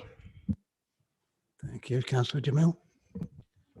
Councillor Haynes has more or less said what I was going to say, but when this came up in committee, the point that I made was for a lot of members of the public, this is the one thing that they know. And we complain about members of the public not getting involved. This is the one thing that they know how they can get things changed. And I'm thinking if we're taking this away from them as well, what's going to be left for them? They can tell their councillors, you may have a councillor that doesn't agree with your point of view. However, if we take this away from them as well, it's another nail in coffin of local democracy, I feel, and people won't be able to make any difference to the area they live in. And what will that say about our city going forward? Thank you. Councillor Parkham. Thank you, Mr. Mayor. It's just concerning when the leader of the council says doesn't want to inhibit democracy, but this actually does. So when we are faced with a petition of thousands of signatures, who are we to then deny the residents the right for that review of decisions to take place? So who will be the arbiter of what is also a realistic possibility? This motion is too grey, so I'm sorry I can't support it. And Councillor Hiller. Yes, thank you, Mr. Mayor. No points of information. You'll be pleased to hear, Councillor Sanford. I know that irritated you, so I apologise for that. I just wanted to go back to this Rhubarb Bridge, if I might, Mr. Mayor, if I might have the floor. It's been bounced around like Councillor Noaz's figurative beach ball. Incidentally, a beach ball doesn't have sides, Councillor Noaz. It's basic physics. Okay. No. We're I retract that. There is an inside and an outside. Yeah. Thank you, Councillor Hogg. But on a more serious note, actually, I mean, Rhubarb Bridge, and I was intimately involved with Rhubarb Bridge from the get-go, not least of which the Junction 18 whole capacity increase works that Rhubarb Bridge spans. And the Rhubarb Bridge decision to retain the bridge, repair the bridge, waterproof the bridge, which took an enormous amount of time and effort to do, was actually a very, very good example, Mr. Mayor, of how this administration listens to people. Pause for laughter. No, good. Okay, it wasn't the result of a petition that we'd made this decision already because of the public thought and the public push for us to reconsider the removal of the Rhubarb Bridge, and we diverted the money to repair the bridge rather than demolish the bridge. So I think, that should be applauded. It's not going to be, I get that, but it was a huge, thank you. Well, there you are, a smattering of applause. It was a huge civil engineering exercise that was fraught with all sorts of issues, service pipes underneath the road that we didn't know about, our negotiations with Highways England for the A47, all sorts of things that we had to get involved in there. And it's now a very successful, and I hope we all appreciate, as the residents do, the bridge is open now, it's back open. We've had no accidents that have been caused by the bridge or the traffic lights or the crossing lights that people predicted we would have. So I think that as a project by Peterborough Highway Services should be applauded. And I'm very proud of the work that our team have done down there. Thank you, Mr. Mayor. Thank you. A point of personal explanation, because I referred to Rhubarb Bridge. Is he seriously saying that the decision, the change in policy that the council had to repair the bridge rather than demolish it had nothing to do with the 5,000 signature petition that was submitted. Sorry, A petition which Councillor would not be allowed Sanford, if this were to go. that's hardly a point of explanation. It may well be, but I can give a pointed answer, Mr. Mayor, if you want me to. No, thank you. I'd rather we move on now. I'm going to close, if I may, to this debate. I think we've extended quite a bit, and just call on Councillor Amjad Iqbal, and then that will be it. Thank you, and through you, Mr. Mayor. The way I look at this petition matter is like this. If something is refused by the Secretary of State, they always give you a right of appeal where the person has the right to challenge the decision. Now, if I compare that with this, what we are doing as a council, we are restricting people's right to ask for justice. So the way I look at it, the petition is a right of appeal against the decisions of the council. By restricting them, we're taking democracy away from them. So the way I look at this is a clear message, a shut-up call to democracy. I totally can't go in favor of this. Thank you. Now, right, where am I? Councillor Allen, would you like to exercise your right to speak? I have little to say. It's been a good debate again, as was the committee a good debate. And I think that the outcome to that bullet point 1, 2, 3, 4, 5 was the right decision. So I would urge acceptance of the amendment. Right, Councillor Fitzgerald, would you like to sum up? How long have I got? Because I've made a few notes. Okay, so look, as the leader, I have to listen. I'll try and do this in order. I have to listen to everybody, members and officers. And let me tell you, we had a good debate, and Nick actually was on the verge of putting a proposal himself to this policy, which is not much different to what is before you tonight until my colleague talked him out of it. Point of accuracy, Mr. Mayor, that I at no point in the debate did I propose the unworkable nonsense that is actually on the table before this evening. I think if I call for a vote on that of those that were there, I think you'll find that that's not our recollection. But anyway, Nick, that's not the point. So the point, what I'm trying to say to you is, look, we listen to everybody, and Shaz, you clearly don't understand what goes on, because when I tell you this is not political, do you think we sat in a room and dreamt this up? No.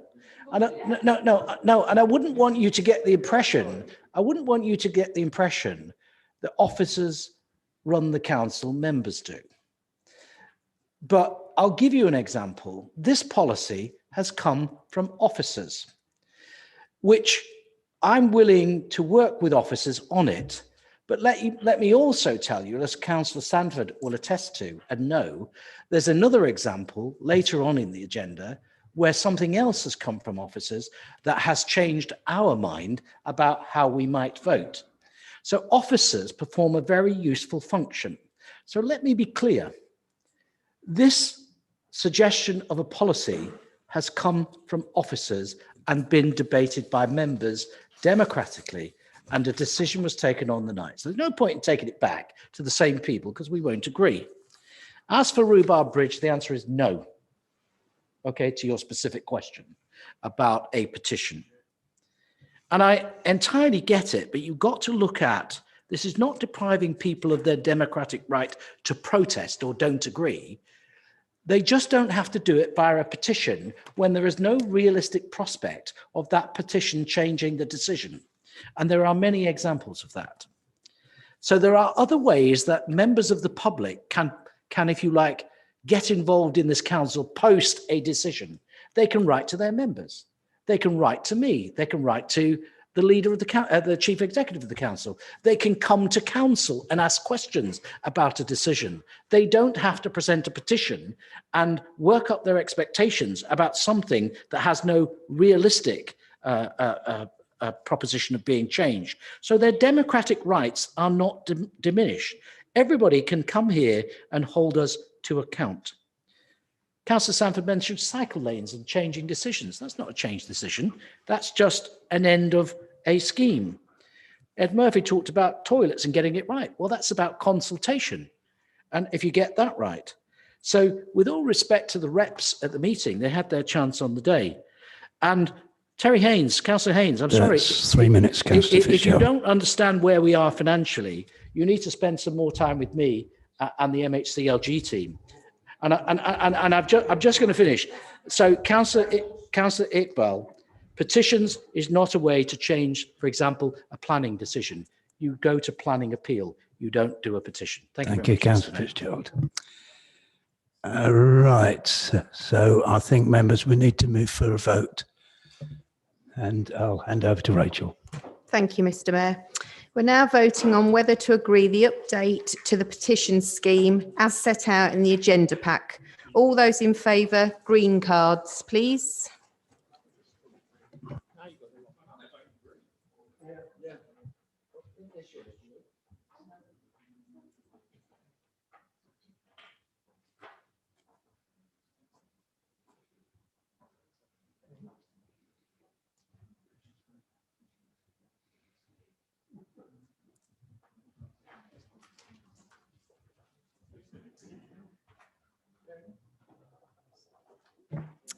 All those against is red cards, please.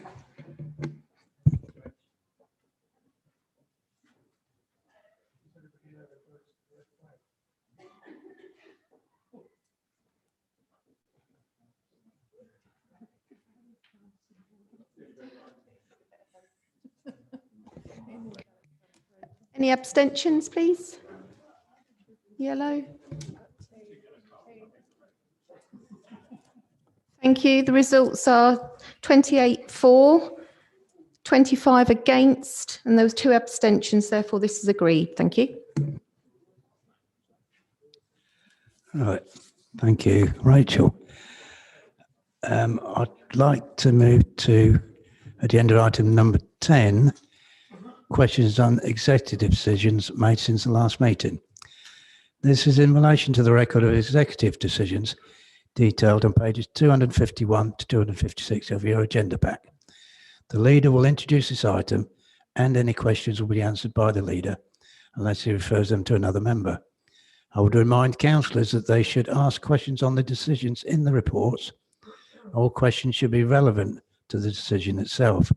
Should I feel that any preamble is unreasonably long, I instruct councillors to ask their question immediately. Can members please note that once I've moved on, questions will not be accepted from previous pages.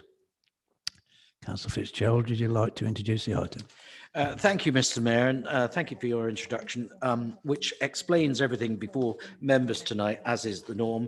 So I will just leave it as that and refer back to you to go through the papers page by page as laid out before us tonight. Okay. Right, thank you. Page 251. I have Councillor Hogg. So for as long as I've been a councillor, there seems to have been an agenda item involving, mentioning Empower. It has gone on and on and on and on and on. In fact, the last time it came to us, I believe that was supposed to be the final, this was all going to be restructured and everything was going to be fine and we were going to move on. And yet here we are again. Can I have some assurances that this is the last time that we are going to hear about Empower at a council meeting? Or at least, let's be honest, and say that it isn't still resolved and it could well come back. Councillor Fitzgerald, or? Sorry, Councillor Coles would take this one, I'm sure. Thank you. Thank you, Mr. Mayor. Thank you, Councillor Hogg. I think no is the answer, but there's a slightly longer one, which is the fact that we're going to be taking control of certain resources going to be discussed in the future? Very probably, yes, but not using that particular name, I would think. I hope that helps. Okay, thank you. Thank you. I have a question on screen, but I'll first of all bring in Councillor Shaznawaz. Thank you, Mr. Mayor, and it's in relation to item number 1. And I'm obviously pleased to see that we're progressing towards a housing revenue account. But it says we have an ambition to supply 2,000 properties, and I just don't feel that's ambitious enough, because over a 10-year period, that's 200 properties per year. We're already building 1,000 properties per year in the private sector. I'm sure the council can be more ambitious and go for a target of something like, let's say, of between 300 to 500 properties, ramp it up over time. And I would like the cabinet member to look at this and and in October, perhaps be a bit more ambitious and create a target to solve the housing crisis. Councillor Allen, Mr. Mayor. Councillor Allen.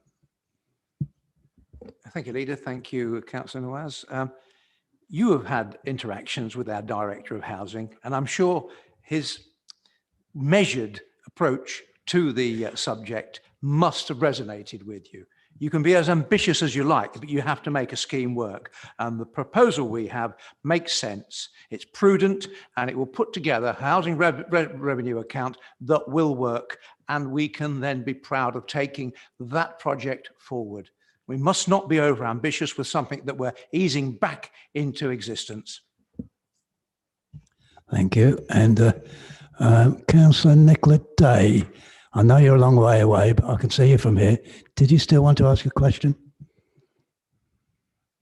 You're on mute. Sorry, I actually wanted to ask on page 253. I didn't realise I would be going through it in page numbers. Thank you. We'll remember. Thank you. Right, so Councillor, still on 251. Councillor Jones. Thank you, Mr. Mayor. Thank you, Mr. Mayor, and through you. How will we measure success? So let's say this is within the realms of possibility. How will that success be measured? And will we know if there's any slack in order to build more if we are ahead of the game? Yes, sorry. What item were you addressing there? Housing, sorry. Housing, yeah.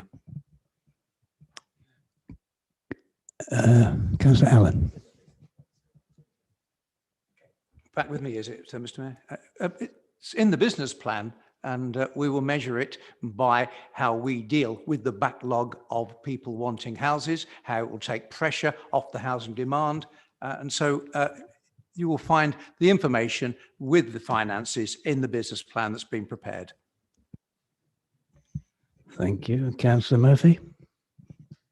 Yeah, just more specifically, my question is, it's not a type of scrutiny question. So, for example, in the business plan, if members of the public wanted to petition the council to do something different or slightly different or completely different or whatever different, who on earth is going to fathom out on the policies we've just adopted whether or not that petition can be forthcoming? Will it go to the author of the business plan, or will it go to a committee clerk or the legal officer, or what? And how much is that all going to cost? And similarly, if somebody wanted to petition us on Empower, would that be allowed?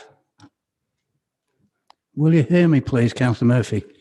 Pardon? Was your question relevant to a decision that's been made? Yes, it was on decision 1 and decision 2, 1 on the House and Revenue account and 2 on Empower. I'll briefly repeat on the House and Revenue account. So if somebody wanted a petition about that decision on the business plan, would they be able to? Where is the petition coming into that question, into that item? That's the question I've posed to the council tonight, Mr. Mayor. Right, it's not relevant, I'm afraid. Although Councillor Fitzgerald's offering to answer. Thank you, Councillor Fitzgerald. We have a governance process that we follow for all business plans and how they're adopted by Cabinet and Council. So anybody can petition anything at the appropriate point before the decision is made. It's as simple as that. There is no change to people being able to make a petition about anything at any time, whether that's an internal matter or an external matter. So to suggest otherwise is nonsense. All Cabinet and Council policy is open and transparent. And I'm sure our legal officer would confirm that. There's a proper process to follow.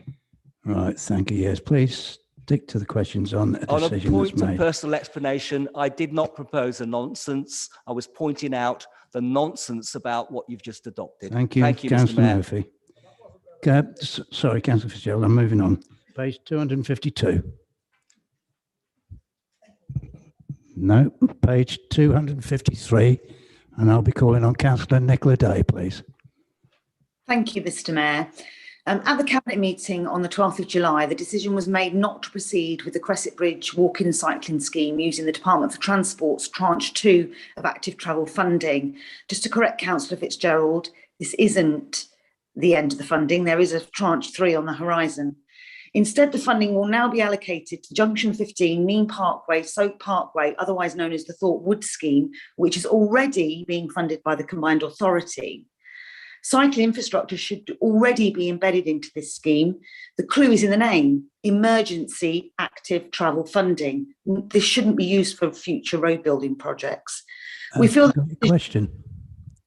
Sorry? Have we got your question? Yeah, I've got to say a couple more things before I get to the question, if that's No, okay. please move to the question. So in January 2021, the cross-party walking and cycling group agreed unanimously that Crescent Bridge and Thorpe Road should be the priority project for Tranche 2. We invited experts into the group to give advice. This group included a group of representatives from the Conservative administration, who is also the cycling champion. May I point out that we received 25% less funding in Tranche 2, arguably because we did not put the right schemes in place. This is why the working group was set up by Councillor Holden. Not hearing a question still. I'm amused by this change of direction. Maybe you could explain why this funding has been wasted. We've spent £650,000 of funding from Tranche 1 and 2, and we have absolutely nothing to show from it. So why has this funding been wasted? And why did the Cabinet not accept the views of the cross-party working group, who had expert support and was set up to advise Cabinet? Councillor Fitzgerald, if you are able to. I'll do my very best, because it seemed to me like a party political broadcast that just came over the Teams there. So look, Councillor Day, if you thought you heard me say the funding came to an end, I don't believe I did. If you thought I heard that, I know it hasn't. I'm also aware of the additional funding in Tranche 3, and our team are fully aware of that, and we will be applying. What I've said previously in Cabinet and in all other forums is, look, it's a temporary pop-up cycle lane. That was the nature of it, and I would suggest you check with officers that that's what it was. That's what it's been described as in all the paperwork, and that temporary pop-up cycle lane has now come to an end. What I gave an undertaking to do in Cabinet and Council is find a more permanent solution so as to keep road users and cyclists separate.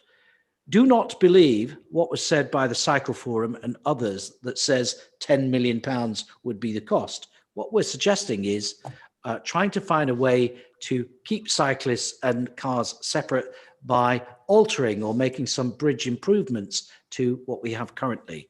And that's what officers have been charged with doing, and taking that forward with the Combined Authority and the government and anybody else that can help us achieve that. So I can add that, but I think Councillor Hiller has a couple of points to add, because he's actually the Cabinet member, Mr. Mayor. So just as a follow-on from me, thank you. If you can be brief, yes. I'll be extremely brief. I do endorse what Councillor Fitzgerald has said. I must also remind members that this scheme, you talked about the bridge scheme, I completely agree with Councillor Fitzgerald. It was always going to be a temporary scheme. There was never any question that it was going to be in permanent place. It was just a matter of when it was removed. And the cycling numbers that, the increase in numbers, which it was all designed to do, was so low, I have to say. It was very unrewarding from a council point of view and from a roadwork point of view. So it was removed because it was always destined to be removed. It was just a matter of when. Thank you, Mr. Mayor. Can I come back on that, please? Thank you. Councillor Day, yes, please. We have noted you. There was an average of 122 cyclists using it per day. At the peak, there was 248. It was the best used cycle lane in the city of the pop-up cycle lanes. I'm not sure if you've read Councillor Hiller and Councillor Fitzgerald, the Gear Change DFTS's paper, which talks about, following the Emergency Active Travel Fund, about modal shifts in cycling and walking, and putting some of these temporary lanes in place as permanent lanes. Boris Johnson says in that document, our Prime Minister, that there should be radical change to our cities since the arrival of representing a six-fold increase in dedicated funding, which would pay for the first hundreds, then thousands of miles of protected cycle lanes. An extra bridge will cost millions going over Crescent Bridge. This was a £469,000 project, which would have given us a strategic route into the city centre. The document, which you may or may not have read, called Gear Change, also says cyclists should be treated as vehicles, not as pedestrians. You've been treating cyclists as pedestrians. Councillor Day, I'm sorry. Limits to deliver schemes. Councillor Day. If the work has not started, we will ask for funds to be returned. West Sussex has lost its tree of funding because it has. Councillor Day. So have you read Gear Change? And have you got any time frame for this? Councillor Day. Councillor Day. Thank you. I've missed that. Was there a question at the end? Yeah, have they read the Gear Change document that the Department of Transport's put out? And do they realise that if this doesn't fit within the time frame, then the Thorpewood scheme will not receive the funding that you're hoping it will? I'm not sure. Sorry, Councillor Fitzgerald. Look, officers, and we have very good ones, advise us as Cabinet and us as members. So what I will give you an undertaking to do, Councillor Day, because frankly, that's not what we were advised, okay, as Cabinet. So I will, though, take up your points with Steve Cox and Lewis Banks through Councillor Hiller, because it's his Cabinet responsibility, and we will inform Council of officers' view, which I respect their professional view on this, and so did Cabinet when we took the decision to do what we did. Thank you, Mr. Mayor. Might I just add briefly to that, Mr. Mayor? The whole idea of this temporary scheme, if I might, was to increase and encourage cycle use into the city. It would be very interesting for Councillor Day to tell us now the figures before and the figures during, and just how much that increase was, because I think it was very low indeed. All right. No, let's just have that debate later. Thank you. Councillor Haseeb. Thank you, Mr. Mayor. I've got point 2.5 budget control report. It says that there's been a forecast overspend of 3.7 million. I'd just like to ask, how much is that due to COVID? And if it's due to COVID, will we be getting some help from the government to fill that gap? Councillor Coles. I think in terms of the detail, if I could present you with a written answer, Councillor, I could be accurate. I'm not entirely sure whether it is COVID. I'm pretty sure it is, but if you'd like these specific figures, I'm very happy to get them for you. Thank you. Councillor Haynes. Thank you, Mr. Mayor. My question is about the cycling and walking member working group recommendations.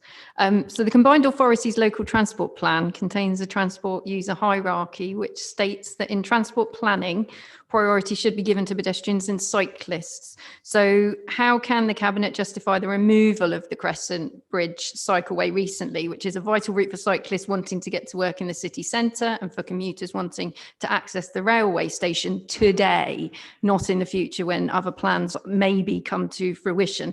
As our council leader is Deputy Mayor of the Combined Authority and the extra funding for cycleways came from them, should we not be following their transport policies? Thank you.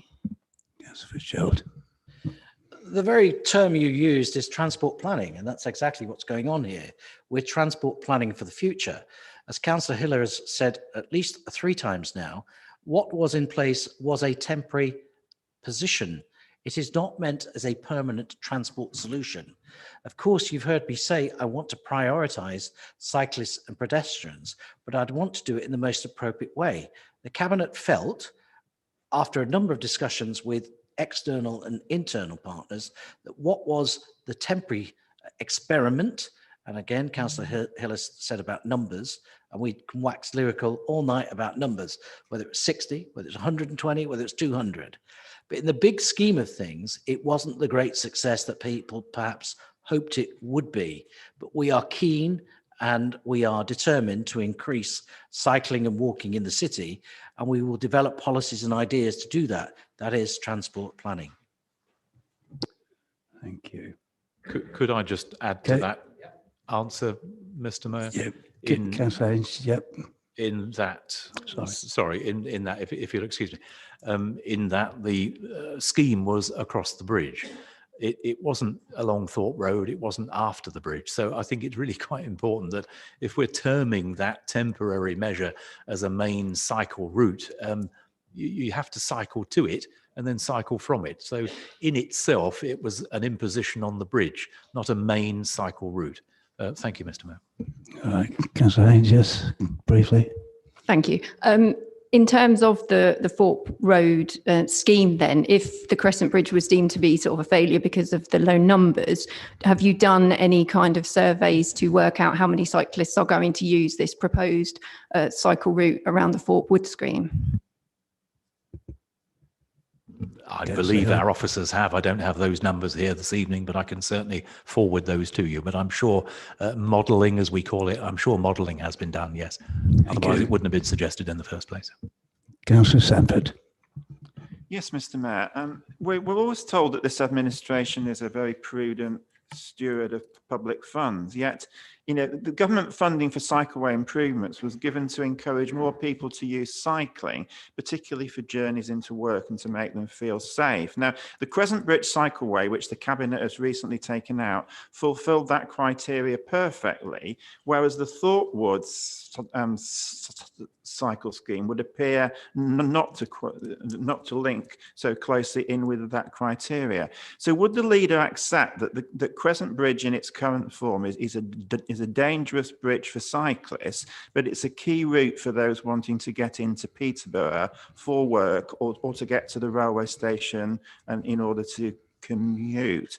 And if he does accept that, why did he take out a perfectly good scheme that was a low-cost scheme, and why is he now proposing to spend hundreds of thousands of pounds extra in order to add extra bits on the side of the bridge?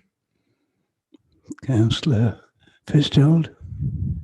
Again, it might be both. So because it seems to be directed at me, although Councillor Hiller will add anything I miss. Look, the fact of the matter is, Councillor Sanford, that not everybody agrees with you, actually.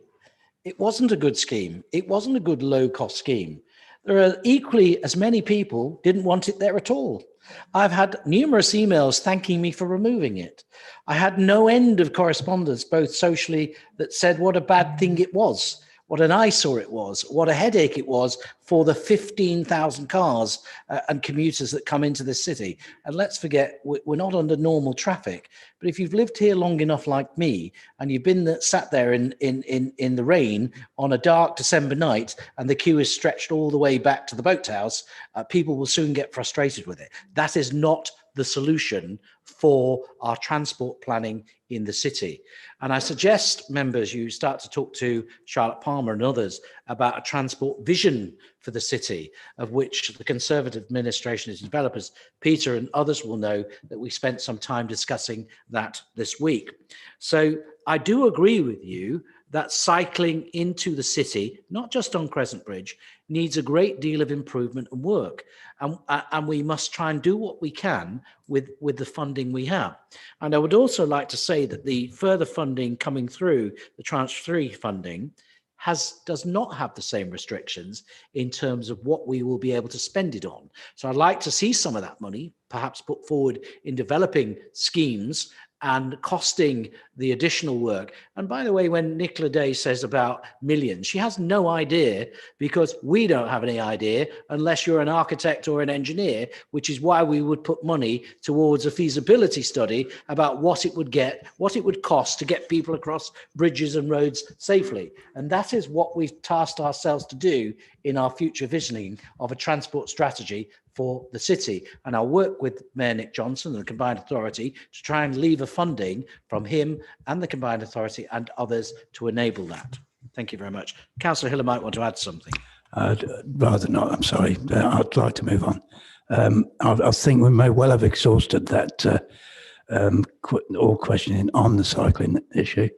If I can just call on Councillor Murphy and then Councillor Wigan. Yes, Mr. Mayor, briefly, it is on the working group, and Councillor Day has made some good points, and Councillor Hiller did make a point that Crescent Bridge was not for the future, it was not permanent, etc., etc. Sounds as though we've got a lot to work to do. However, I want to ask about the finances, the specific question. It also sounds, maybe sounding to cyclists out there that they're not very welcome. And it does sound as though Councillor Fitzgerald may have been petitioned by motorists about being in the queue. They were certainly petitioned about the other parts of those intermediate pop-up areas, Cowgate. There was a petition on that. But I want to ask, it was the combined authorities' money. We did the work. The grant available for government didn't come as was expected because some errors were made. I'm not asking people to say who made those errors. I'm just saying it was accepted they were made. The net difference in money, has this authority had to pay it over to the combined authority? You may remember that a tweet went out on the Sunday saying the old arcade was being closed, etc., and then we had all this work happen. Okay, thank you. Councillor Hill. No. Right, Councillor Wigan, and then I'm going to close this, I'm afraid. Sorry to interrupt you. Thank you, Mr. Mayor. My question is also about the cycling and walking, but you'll be pleased to know it's not about Crescent Bridge. Point 2 is about the School Streets programme, which is an absolutely brilliant programme, but is not suitable for any of the schools in Hampton Parish because they're all on main roads. Has the Cabinet considered alternate options for supporting getting school-run traffic away from cars and onto other modes of transport for schools where there are located on main roads, such as all the schools in Hampton? I'm happy to answer that. The schools programme as part of the travel funding was voluntary. It was put to all schools, as I understand it, was put to all schools in the Peterborough area, and the schools that have taken up on it and adopted it have actually had great success. With regard to schools on main roads, yeah, that is a problem. I get that. And even in our rural villages, we have, I suppose I use the term loosely, the arterial roads through the villages that most of the schools are actually sitting on. The biggest issue with schools on main roads tends to be parking, drop-off times, pick-up times, and that's a source of irritation to many drivers, not just the school deliverers, the kids, but also to people looking to go past the schools and onto their own works and whatever. It is a big issue. There's no easy answer to that. More than happy to to get you involved with our transport people, with Lewis Banks, who's an expert at these things. There isn't one single answer to that. It really does depend on the school, its location, the busyness of the road, and what issues they have in particular. I hope that helps. Yeah. Thank you, Councillor Hill. I'm going to move on to page 254 now, if I may. No, so then page 255. And 256. Thank you. That ends that agenda item. Agenda item number 11. Questions on the combined authority decisions made since their last meetings. I will refer any questions to the relevant combined authority representative. I'd remind councillors that they should ask questions on the decisions in the report appendices. All questions should be relevant to the decision itself, and should you feel that any preamble is unreasonably long, I will instruct councillors to ask their question immediately. I will take each appendix in turn, and council members, please refer to the title of the decision when asking a question. So Appendix 1, and first page 259, 260, 261, and 262. Yes, so I'll take them on block now. Any questions on appendix number 2? That's a no. Appendix 3. And I think that's appendix 4, pages 271 to 281. That's no. So members, I'd like to, Councillor Fitzgerald. I think you might have been about to say what was just asked of me. But go I'm on, going to Mr. call Mayor. for a break. I'm Indeed. sure members would welcome that. Shall we say 10 minutes? And what time have you got? Thanks. Yeah. So if we get back here by 9:05 at the latest.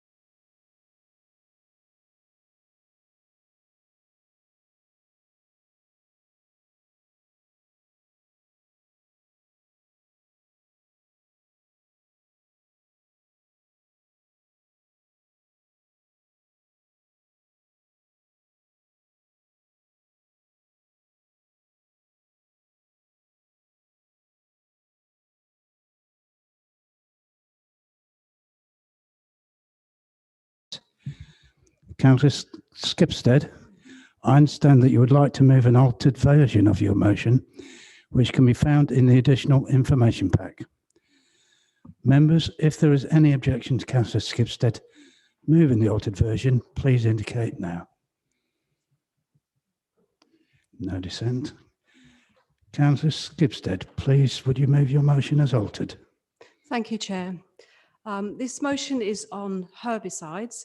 Local councils, all city, county, district and parish are the main users of glyphosate spraying herbicides in parks, playgrounds and other green spaces, road verges, cemeteries, pavements and around council-owned properties. In 2018, the GMB Union joined an ever-growing a range of voices, including many English councils calling for the UK government to immediately ban glyphosate. As of December 2020, 40 local authorities have banned the use of glyphosate. And this is due to a variety of factors, some of which include the snowballing loss of species and ecosystem failures. Glyphosate, as the most widely used herbicide in the world, it is disrupting the life in the soil in much the same way that it disrupts the human microbiome. While we can't reduce all environmental and health problems to one thing, there appears to be a common denominator, and that is glyphosate, which scientists agree seem to be affecting the insects, the animals, and the health of human beings, children in particular. Scientists from around the world have found more connections between glyphosate and Alzheimer's and other neurological disorders, celiac and other autoimmune diseases, diabetes, encephalitis, inflammatory bowel and liver disease, and obesity, all of which are associated with gut imbalance. The reason is that various studies show that glyphosate harms human gut microbes, making them unable to produce the amino acids that are essential to human health and allow pathogens to thrive. A new Canadian study has found that glyphosate remains in forest plant tissues for a decade or more. So there are alternative methods, and these include a variety of things. For example, there are hot foam systems, like hot water systems that kill plants using heat, but can be used in all weather conditions. This gives them a major advantage over chemical herbicides, which can only be sprayed under ideal weather conditions. Hand weeding is an option, particularly for smaller areas such as playgrounds and on paths running through parks. Acetic acid dilutions have been used very effectively to control weeds on hard surfaces in a variety of situations. Acetic acid is biodegradable and poses no risk of bioaccumulation. There are various types of manual approaches available in the form of differing types of mulching, and this is particularly useful in ornamental beds and in parks. Flame treatment has been used successfully to eliminate weeds. Steel brushing can be used for large-scale areas such as pavements and roads, and in combination with the use of acetic acid, spraying can be a very effective alternative. High-pressure hot water treatments can be particularly effective and have other uses such as chewing gum removal. And lastly, electronic control systems that kill stems and roots instantly are particularly suited to dealing with invasive species, and they're also available. In view of these facts and the existence of alternatives to using glyphosates, this motion asks that Peterborough City Council undertake a 12-month trial to not use glyphosate on their property, roads and pavements in areas controlled by Aragon and in areas deemed appropriate by the officers, and to trial alternative methods and report back after the trial period. It asks officers to also visit areas that have successfully banned or phased out its usage.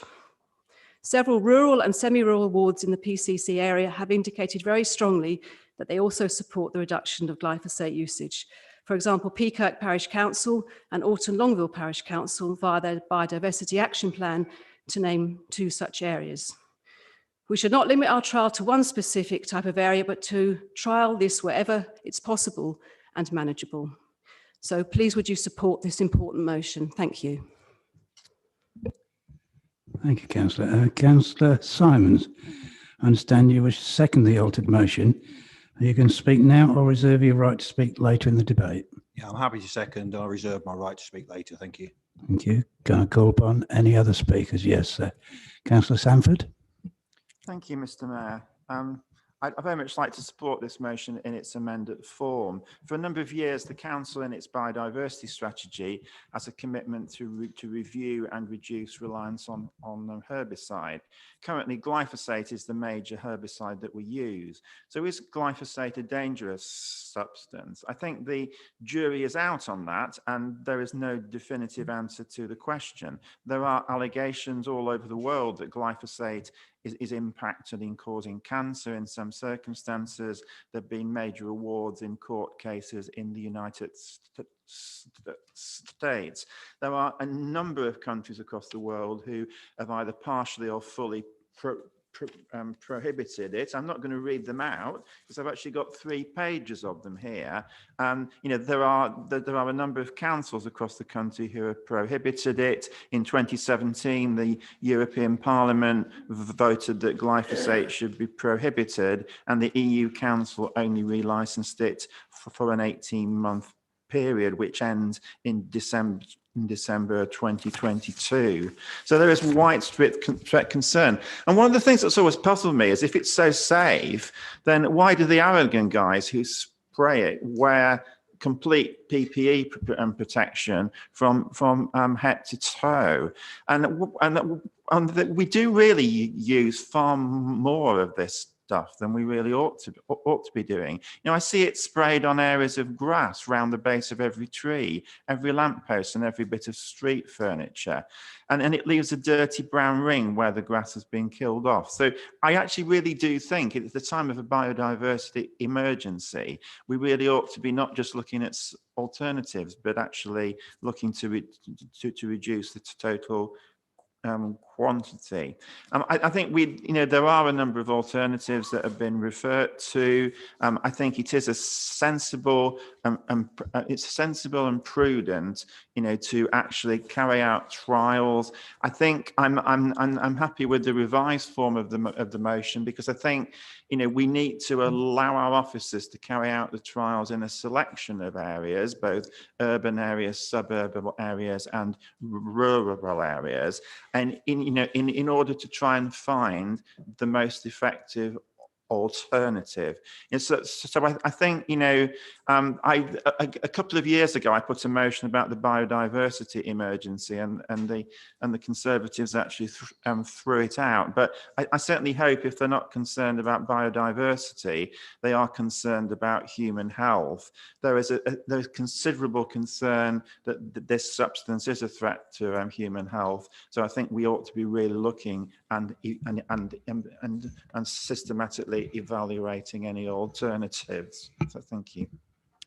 Thank you, Councillor Sanford. And Councillor Howell. Thank you, Mr. Mayor. My colleague Kirsty Knight, Councillor Knight, I think her connection's dropped out because I know she would want to speak, so I'm going to attempt to speak. And she'll tell me off later if I've got this wrong. But what I wanted to say is that, the Greens are not against this motion, but we've struggled with it a bit. Because of course, with the spirit of the motion, of course, we agree with that. But we also have concerns about our residents' acceptance, because weeds is a big problem in our ward. People with mobility scooters come to us unable to leave their property because of the weeds, particularly at this time of year, and the brambles have been absolutely horrendous as well. But Councillor Knight has been speaking to Councillor Skibstead, who's moved this motion and has made those points, and did put forward a suggestion for an amendment to the effect that can we trial it in some places and not in others. And Councillor Skibstead has amended her motion to reflect that, which we really do appreciate. We're very interested. We want to make sure that it is successful, but we're also mindful that we need to find a solution that works for our residents as well, and is mindful of costs. Councillor Knight did speak at length with James Collingridge and the team at the council as well, and it was kind of, well, I'm not quite sure because it's very diluted when it's used here. So a trial sounds like the appropriate thing, and we look forward to seeing the results of that. Thank you. Thank you. With no other questions, no other speakers. Councillor Simons, would you like to exercise your right to speak? Thank you, Mr. Mayor. Yeah, I'll just keep it brief. Although we're one of the most regulated countries in the world with regard to use of herbicides, I think it would be wrong not to do investigations into alternatives. Thank you. Thank you. And Councillor Skipstead, please sum up. Yes, thank you, Chair. I just have a couple of points to make. In the briefing note, the fact that Aragon State, they have trialled this before and deemed it unviable should not prevent us from continuing to trial new methods, as new evidence of the harmful effects of glyphosate come to light all the time. And in view of the many councils that are either banning it or phasing out its use, I think we should be must be on the forefront of such developments. And we must not be constrained by possible extra costs of alternative methods if they are in keeping with our climate emergency plans and commitment to being an aspiring environment capital. Such costs must sometimes be accepted, and we need to put our money where our mouth is. There are alternatives, and we should endeavour to find them. Thank you. Thank you very much. Members, are we in agreement? Thank you, unanimous. And so motion 2 from Councillor Kayyum is in relation to COVID-19 vaccination sites. Councillor Kayyum, please would you move your motion? Thank you, Mr. Mayor. Yes, I would like to move my motion. I'm going to start off by speaking to the members here of this council that I qualified in medicine in 2001. So I'm coming up to now 20 years, which seems to have flown by. And I have never seen the challenge that we have faced in the last 2 years. And whilst qualifying, we undertook an oath that I'm going to state here in Latin, for those of you who know, primum non nocere. First, do no harm. At this point, I'd like to state that I cannot give enough thanks alongside everybody here. I think we're synonymous in opinion with our thanks towards the local NHS, the staff, HCAs, management staff who have come together and made the vaccination programme such a success up and down the country. However, it's very important that we have a look at what lies ahead, that we preempt any deterioration or fall in functional strategies, whilst looking at the increasing rates of COVID-19 in the city. And the local clinical commissioning group actually covers a population of near enough 800,000 people in this region, and that's for Peterborough and Cambridgeshire alone. So that's a significant population. I'm grateful for the briefing note that's been given by the Director of Public Health underneath the motion. And I've also noted the amendment given by Councillor Walsh, which I will be commenting on in my sum up speech. I've also had a look at the briefing note that's been provided by the CCG earlier on today, and have appreciated and noted that they have taken notice of the Site Loss Council's guidance on vaccination sites and have pledged to implement that guidance throughout the city at their vaccination sites. So it looks like there is going to be light at the end of the tunnel. Now, to share the latest data with you with regards to vaccination rates, at the COVID briefing that was given to all of us on the 16th of July, we've seen that COVID rates are increasing, and they currently stand at 164 per 100,000, which is an 11% increase 3 weeks ago. We are below the regional average, and we're much lower than the national average. However, we're now starting to see infection rates creep up in the over 60s, which are the vulnerable groups that we have, and also the population that is most visually impaired in the region. Why did this motion come about? In my ward, I have the Husseini Islamic Centre, who are quite unique in their makeup. I don't call them a faith-based institute or a place of worship. They are actually an institute, and they have their own medical board that are made up of pharmacists, doctors, nurses, and they're very active when they're implementing or rolling out certain programs. And they were very, very keen earlier on this year in wanting to set up a vaccination site at their premises. They had adequate governance in place. There were risk-assessed premises, but unfortunately, because of reasons, they weren't deemed to be appropriate at the time. So I got my thinking cap on and I thought, well, perhaps we would all be able to work together collaboratively to try and make it happen for them. And since this motion was published and put forward to the council, it's been extremely heartwarming to see that Fazana Medina Mosque has now also opened up its doors and initiated vaccination for COVID-19 to the population. Now, having said that, I think that I've been a vaccinator. I've vaccinated people across the city. In fact, our chief executive, I've worked alongside Gillian and we've both helped vaccinate people across the city. And it's a very technical process. But I would like to say that I haven't been trained, and none of the staff that I have worked with have been trained in the Sight Loss Council's guidance. And I think that it's really important that we have to work proactively because our vaccination rates are below the national average, and we need to increase uptake of that. But accessibility needs to be key. A lot of our vaccination sites are central. You've had 5 minutes, Councillor Killian. Thank you very much, Mr. Mayor. And I'd just like to sum up to say, please think about this strategically and do the right thing for the people of this city. Thank you. Thank you. Councillor Hemraj, will you second the motion? Either speak now or reserve your right to speak later. I'm happy to second the motion. I reserve my right to speak now. Thank you. Councillor Walsh, I understand that you wish to move an amendment to this motion, and this can be found in the additional information pack. Please, would you move your amendment? Yes, Mr. Mayor, and thank you very much. And yes, I'd like to thank Councillor Kayam for highlighting this important issue, which has concerned us all for a very long time. I want to table the amendment because I believe that we do need to make these necessary changes to the wording.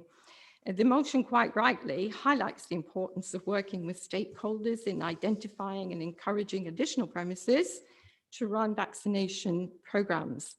But it should be noted that this work has indeed been taking place, and this council, together with partner agencies, is actively engaged in that endeavour. The motion also calls for more opportunities for faith groups and their representative committees to be given the opportunity to propose additional premises as vaccination hubs. Again, Mr. Mayor, I would like to point out that this is happening. It is ongoing. This has been highlighted by the officer briefing accompanying this motion. And it is also confirmed by an email to all councillors today that a great deal of work is going on into increasing vaccination take-up, promotion within communities. And there are to be bespoke vaccination sessions put in place following engagement with local employers. So I think we'll all agree that a great deal is being covered. So with regard to the final resolution, we have also been assured that a great deal of effort has been put into ensuring the vaccination centres are accessible to people with disabilities and that appropriate practical training is given to vaccination teams ahead of each clinic. In addition, training is given to staff, volunteers and community groups in vaccination confidence, and this includes guidance for engagement with blind and partially sighted people. Also, there is a lot of clear audio visual in different languages as well as radio coverage. I feel confident that all these measures have equipped those engaged in vaccinations with the necessary tools and expertise to deal with the various challenges that may arise. And we have today been advised that the particular resource referred to in point 3 of the motion will also be made available to vaccination staff. So finally, Mr. Mayor, I'd like to say that although I have full confidence in the vaccination programme delivery, if any member, and particularly those involved in the health care sector, if any member feels that they have something additional to contribute, I would urge them to come forward and put their suggestions to our officers and not wait to table a motion at full council. There is no doubt in my mind, if I may just finish my sentence, there is no doubt in my mind that any constructive proposal will be carefully listened to. It's too important to wait for motions. Come forward, tell people. Thank you. Thank you. Councillor Bashir, will you second the amendment and either speak now or reserve your right? Thank you, Mr. Mayor. Yes, I second the amendment and I reserve my right to speak later. Right. Can I call on any other speakers? Councillor Coles. Thank you, Mr. Mayor, and I speak in support of the amendment. I've vaccinated about 450 people myself as a volunteer. One thing I would say is I think the level of training that I've received as a St John's Ambulance volunteer has been excellent.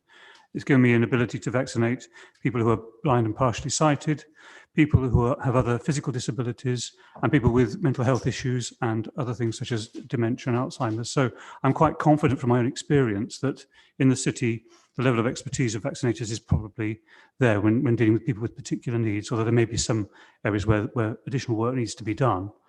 But I think it's very important to say how well our local health service and the council have worked together to provide a very good level of coverage in vaccination provision.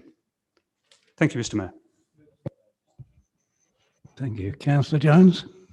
Thank you, Mr. Mayor, and through you. I'm sure this motion will go through and the amendment will go through, but I just want the fact that I've taken people, blind and partially sighted people, actually to 2 or 3 centres, and to say that the service that they've received has been variable doesn't suggest continue.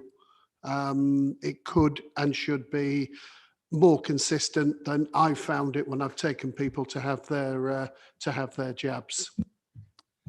Thank you then. No other debate. I'll ask Councillor Bashir, do you want to exercise your right to speak? Thank you. And as seconder of the motion, Councillor Hemraj, would you like to exercise your right to speak? I would. Myself working for the NHS has been at first hand looking after COVID patients through the pandemic, and it's really important that we get the public vaccinated just to protect us working in the NHS as well as the general public. The briefing note states where the vaccination centres are. The majority of them are in the city centre. The showground is good if you're a car user. There is no vaccination sites in Dogsthorpe or Eastward. There is none that covers Bretton and the Neverton area. There is none that covers Warrington, Gunthorpe, Paston. There is none that covers Woodston, Stanground, Fletton, except the football ground, if there's one running there. There is none that is covering the rural areas. If we're encouraging people to take the vaccine, we need to bring vaccination centres to them, and let's have pop-up centres all around Peterborough at different times of the week, different times of the day. Let's get those shift workers that work 12 hours in the warehouses. I read that there was an ambulance from St John Ambulance going out to the warehouses like they're doing in Northamptonshire. Let's take the vaccination to the people and encourage them to have the vaccination, and I'm sure that will increase our targets and our rates. Thank you. Thank you. Councillor Cullum, can you sum up, please? Thank you very much.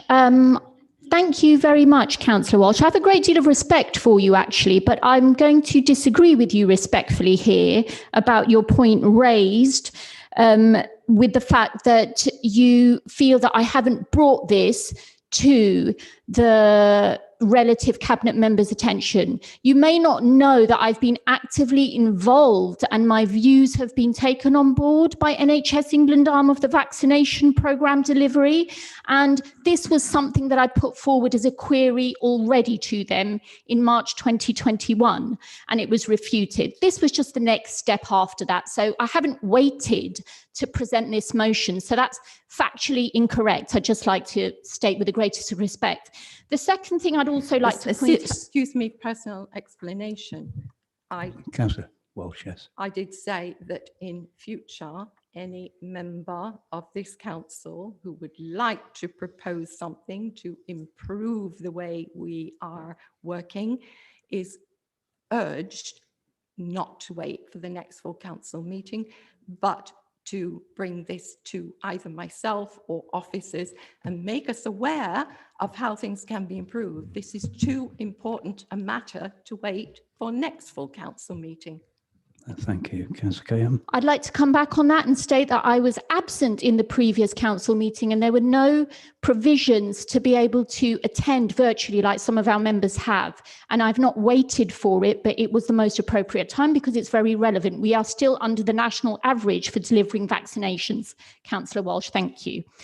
I'd also like to point out that your third clause in the amendment where you specifically state you would continue to distribute, update and implement and ensure staff working at the vaccine centres are aware of managing and guiding those who are visually impaired. Now that paragraph refers only to those people who are visually impaired.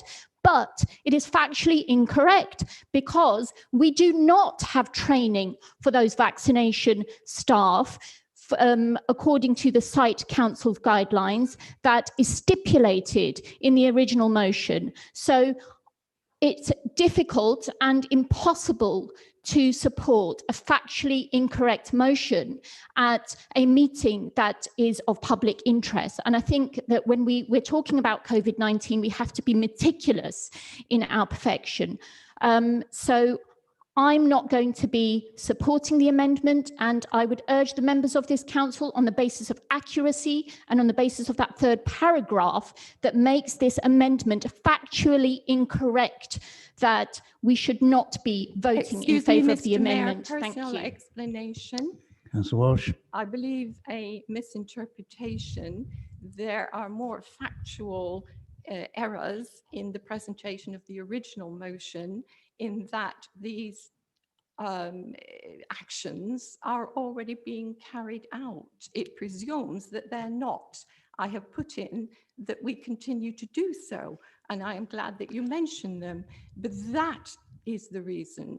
It isn't to in any way denigrate what you are saying. It is just to reinforce how good it is, and we shall continue to do it. So can we not agree and get on with the vote? Right, thank you.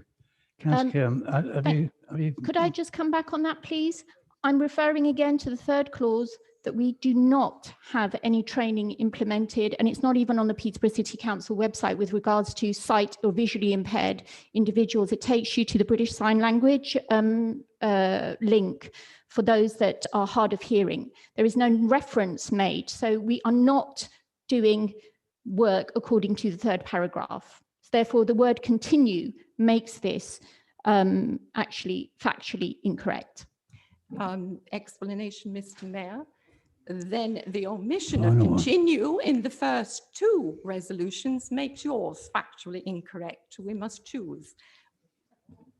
Right. I think that this is, I think it's an amendment for the sake of an amendment. And I think that we need to, I'd like to draw people's attention. You have done quite, yep, thank you, Councillor Graham. I'm going to move to the vote now and ask Rachel to take over.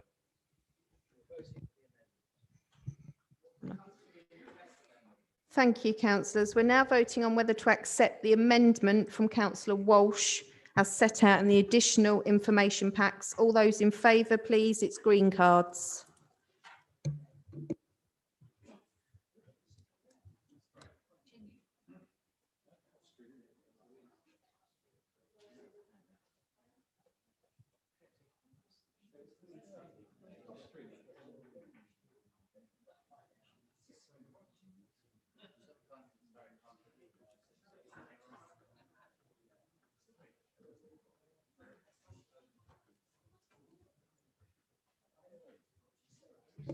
All those against, it's red cards, please.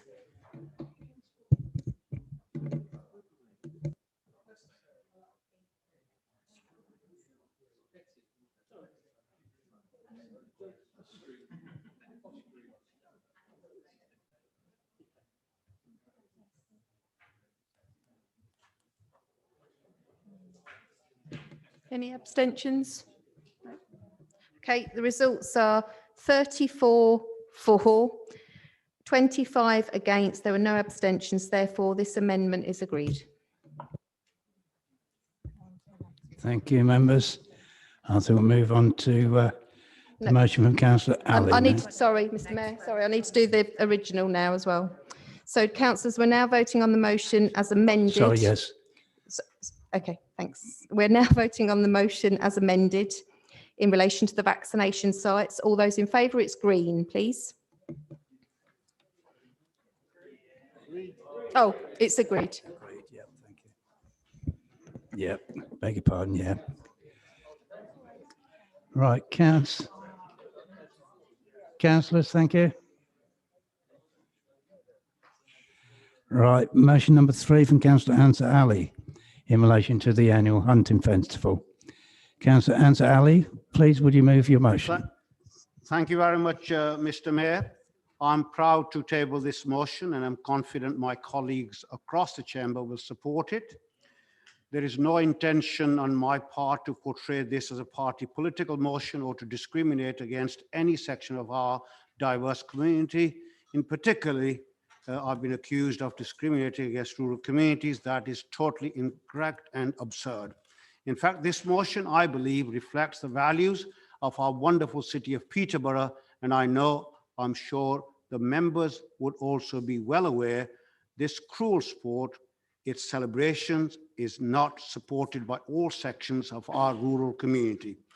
This motion, quite rightly, is in furtherance of a motion that I presented and the council supported last year, banning this cruel and barbaric sport on our council land. There are some within our society who would argue this is a centuries-old event, sport, it's part of our culture, our tradition.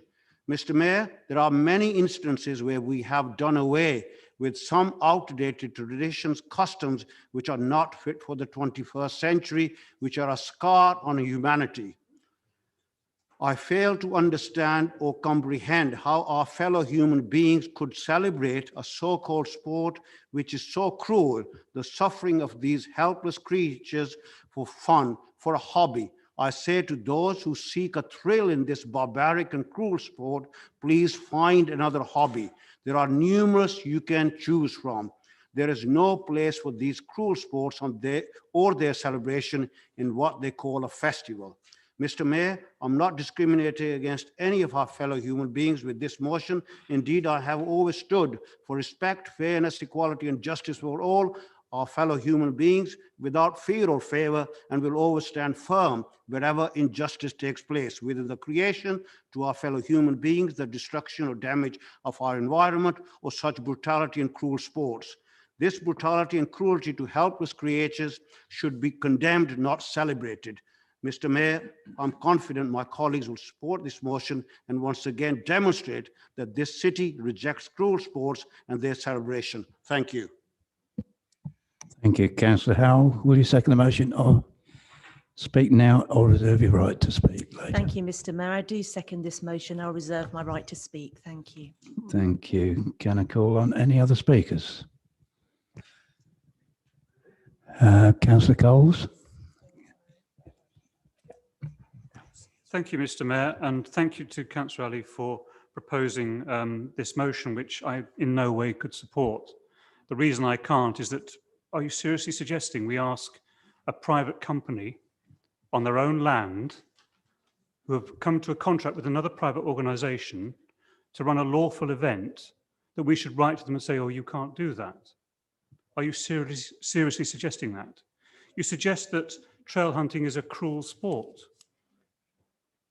Well, occasionally there are accidents. I think everyone would accept that happens, but it's not actually a cruel sport. You say that we should write a letter to this organisation, one of our proud businesses within the city who had a long connection with hunting and the hunting community and the agricultural community, because you think it's a cruel sport to handle hounds, to show horses, and no foxes will be harmed in this event. You do know that. You know, it's a celebration of people who wish to support this kind of exercise, which is lawful. It's lawful. Perhaps you'd then like to move on. If you really want to ban lawful events, perhaps we should stop the dog show down there, because obviously it's a companion animal and animal rights extremists don't like the idea about companion animals because we're obviously abusing them.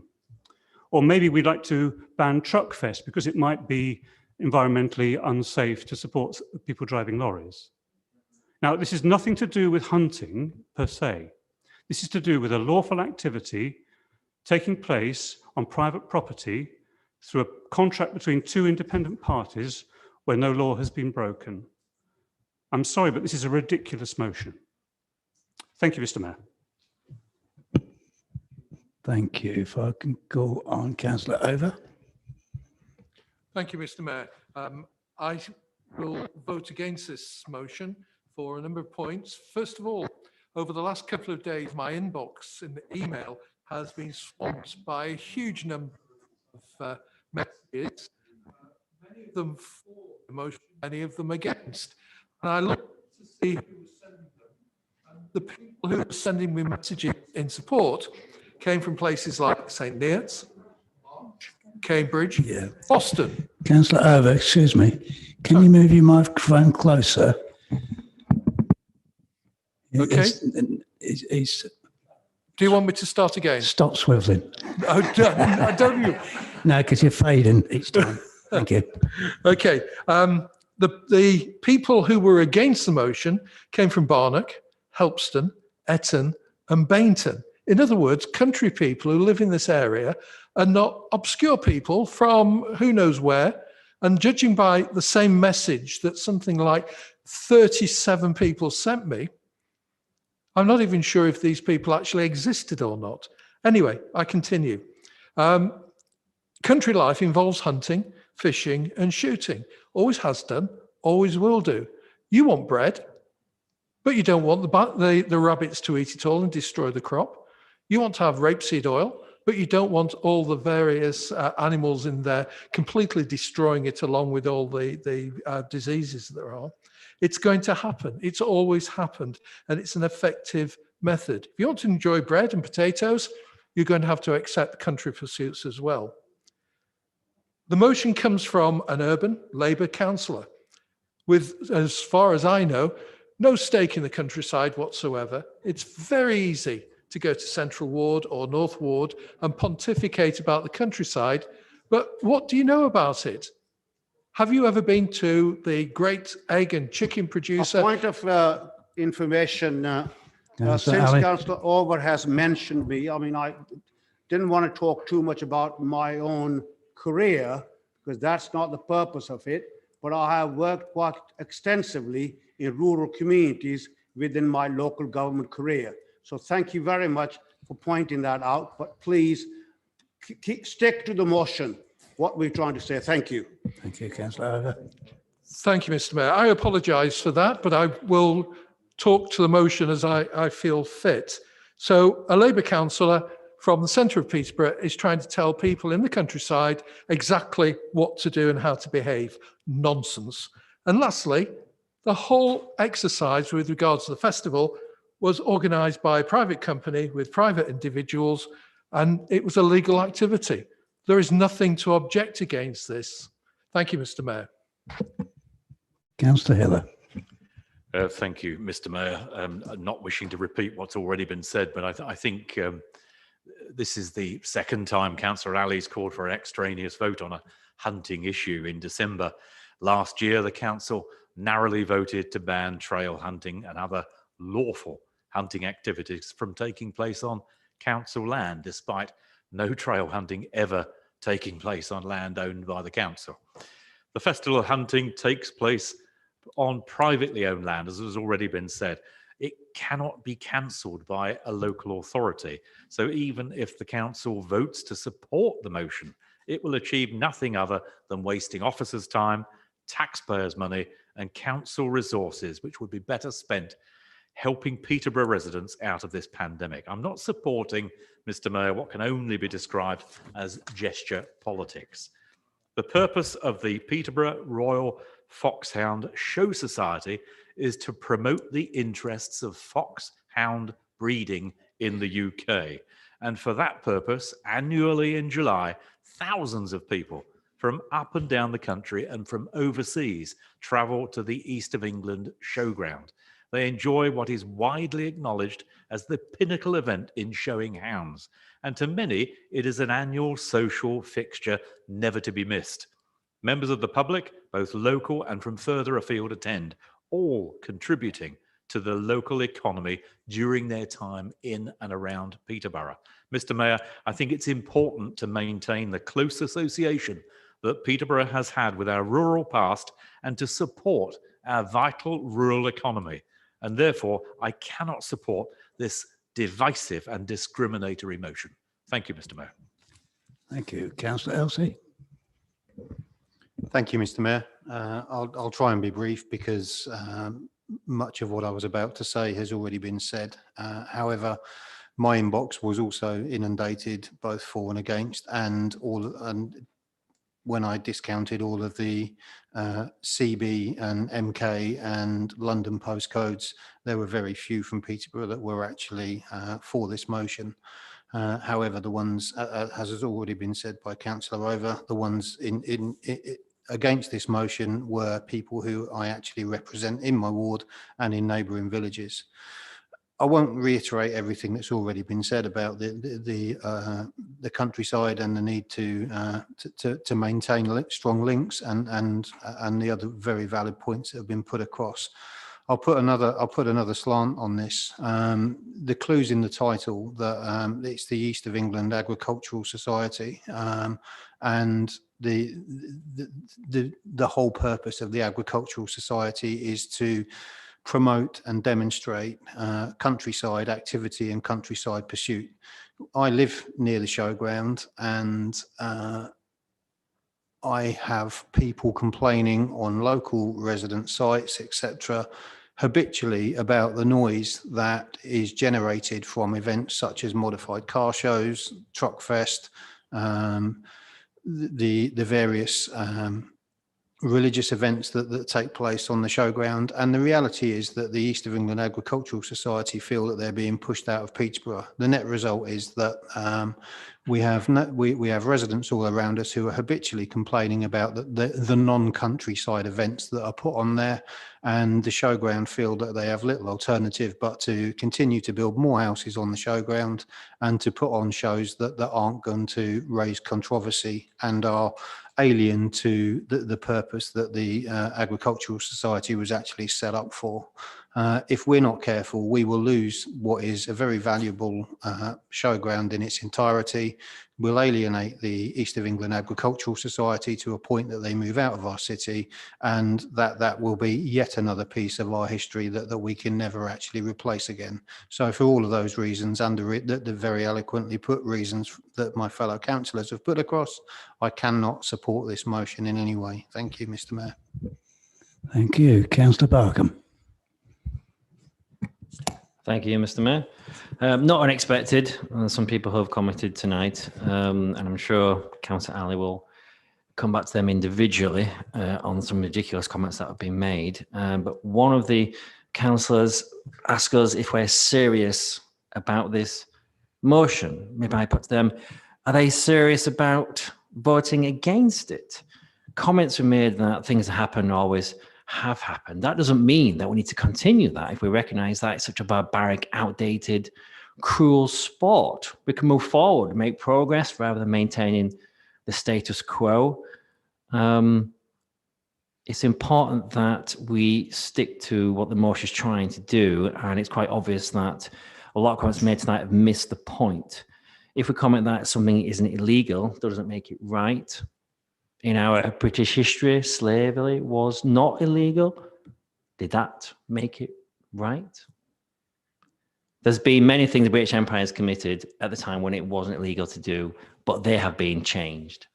This also needs to be changed. We're not asking for a lot. It's a simple letter. How much will that cost? How much time will that take? It's quite ridiculous to say no to something when seriously all you're protecting is a tradition which makes no sense to any modern progressive person. It's the right wing of politics which is protecting this. It's from this relationship that we have with non-human animals that a lot of human problems exist, like speciesism, elitism.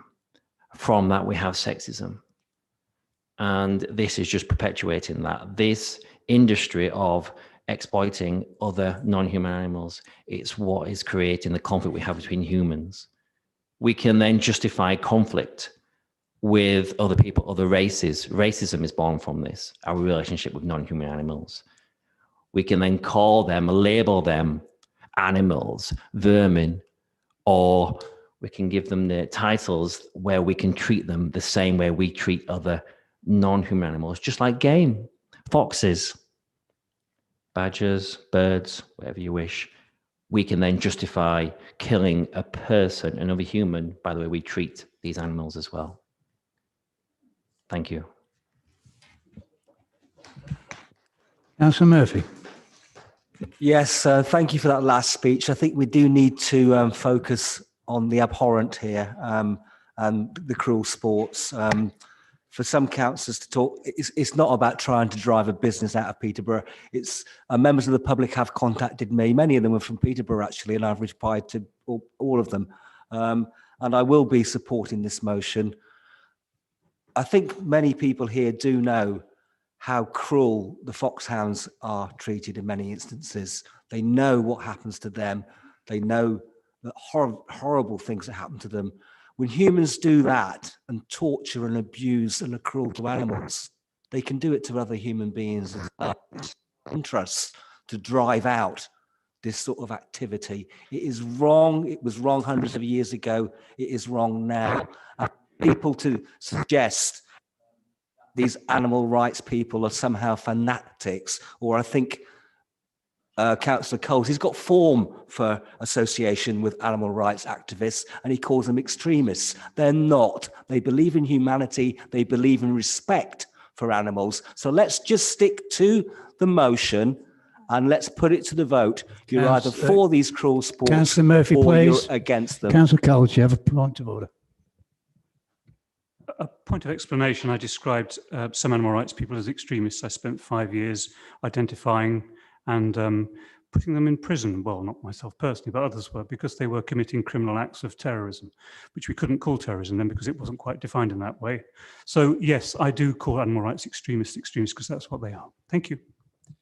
Thank you, Councillor Murphy. Yeah, I won't go into it, but some people might be minded that he actually supports these cruel sports and his explanation is spurious. Please support the motion. Just think about the animals, the foxhounds that are being fed to other foxhounds. Think about the cruel sports that we need to eradicate. We're against cruel sports. Fox hunting is illegal in this country, basically. So why on earth are we going to let an organisation glorify it, glorify a cruelty? It's just wrong. Right, thank you. Members, I've got 3 more questions and I'll remind everyone, 3 more speakers, I've said it again, haven't I? And then I'll remind everyone that we've still got 2 more motions after this, so before the deadline. I'm going to call on Councillor Walsh and then I have 2 more speakers. Yes, thank you, Mr. Mayor. Just very briefly, really, I can't really understand why these motions come to full council in the first place. The council does not have the power to change the situation, as has already been described. So why bring these moral judgments into the council chamber? Why not write to the people who can change things? Write to your MP, ask them to bring it up, ask them to get a debate, or even write to the chairman of the East of England Agricultural Society yourselves. I'm sure he'd love to receive a letter from you all expressing your views. It is democracy, as you say. So why try to force through a motion in council, which is something that we cannot influence as a council? We have another purpose. We're a local authority. Take your views to the place where they can make a difference. Thank you, Mr. Mayor. Okay, Councillor Sandra Bond. Yes, hello. I wasn't going to speak tonight, but I am known as, by my husband, a country bumpkin, okay? I will wellies quite a lot. Now, I come from a place called Melton Mowbray, and I have had experience with the beaver hunt and the corn hunt. As I was growing up, I lived there for 18 years, and I remember them celebrating festivals. I remember them celebrating through my lovely town that I lived in. I also remember going with my auntie when I was a little girl to watch cubbing. I didn't know any better then, but by the time I was the age of 7, I knew the difference. I knew the difference between a sport and cruelty. I have heard the cubs crying. I have seen them being ripped apart. I have had that first-hand experience of this. I have seen the hunt go through with young people at the age of 5 with blood on their forehead because they've been on their first hunt. I have seen hunt going around on their horses through Melton Mowbray town on a Saturday morning when people are shopping with their families, carrying a foxtail with them.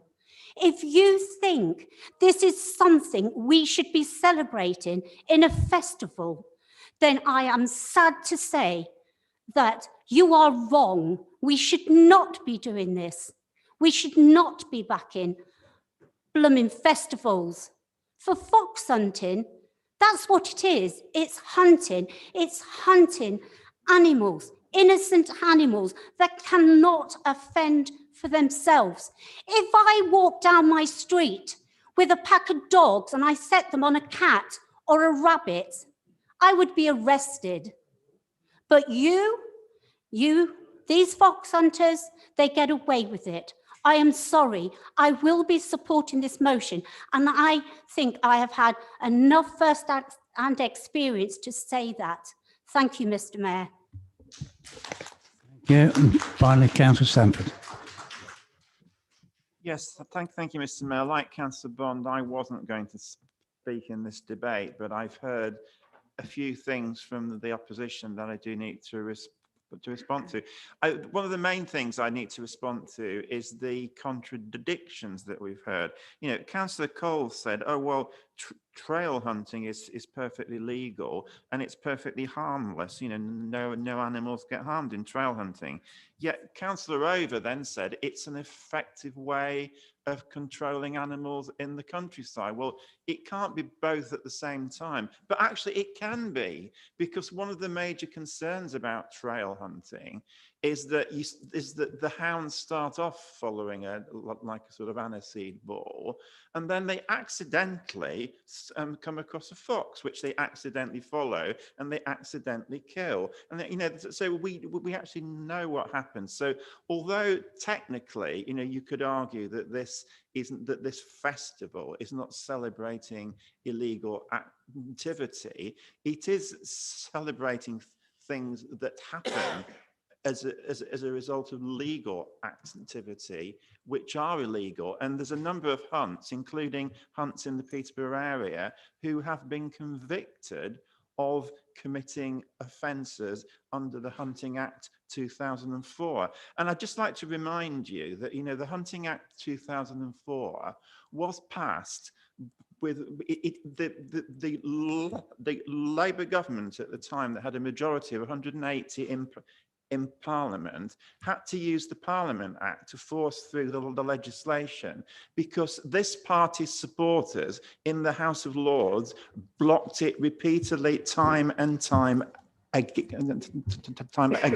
And what was said at the time was, you know, if the Hunting Act went through, you know, the countryside would collapse, there'd be massive unemployment. Well, there actually wasn't. So in response to Councillor Walsh's, what Councillor Walsh was saying, you know, why is this being brought here? We don't have, obviously we can't prevent the East of England Agricultural Society holding this, but we are the Parliament of Peterborough. You know, people in Peterborough do have strong strong views on this. You know, people have written to me with strong opinions. You know, you've heard some of our councillors who also have strong opinions reflecting the views of their constituents. So it's entirely right that this council should express an opinion and say that what this festival is celebrating is simply not acceptable and should not be happening here in Peterborough. Councillor Walsh. Personal explanation. My meaning was this was not our purpose. We do not have the powers that this motion is seeking, and that you would do well to address them to the people who have the powers to make a difference. We are a local authority. We're not a parliament. We're a local authority with certain statutory functions. All right, thank you, Councillor Walsh. No, that's it. And unfortunately, after making my statement about the last question, it has been pointed out that somebody had registered, but the name wasn't on the list. If I can call on Councillor Fitzgerald. Thank you, Mr. Mayor. Look, let me just start by saying, ideologically, we're not going to agree, okay? We're not going to agree on this. But this debate has turned into a debate about fox hunting by stealth. And the same as the trail hunting that we didn't do either. So that's what's the nonsense of it. And Nick, I'll start with you. If we are the Parliament of Peterborough and are democratically accountable, I'm sure you'll accept the result of the vote as being democratic in terms of the representation that we hold here in Peterborough. So I'm sure you'll accept that. But Councillor Bond, again, this is not about fox hunting. You try to make it out it is, and I'm sorry about your experiences. And by the way, I've never expressed a view personally about fox hunting, and I won't. But Sorry, Councillor Sanderbond, point. I think it's a point of order. Okay. I did actually mean that we shouldn't celebrate. I actually did say that. And I did say that we shouldn't be celebrating with festivals as well. It wasn't just about fox hunting. I just don't think we should be doing this. Not in this day and age anyway. Thank you, Councillor Bond. I listened to all you said carefully, and I didn't agree with it. Councillor Ali, I have no idea why you would put this motion forward, because it's the same nonsense as the previous one about trail hunting. I think Peter said it, it's political posturing about fox hunting and infiltrators trying to use this council to get their point of view across on something, as Councillor Walsh says, is not for us to discuss. There are jobs and livelihoods at stake in country pursuits.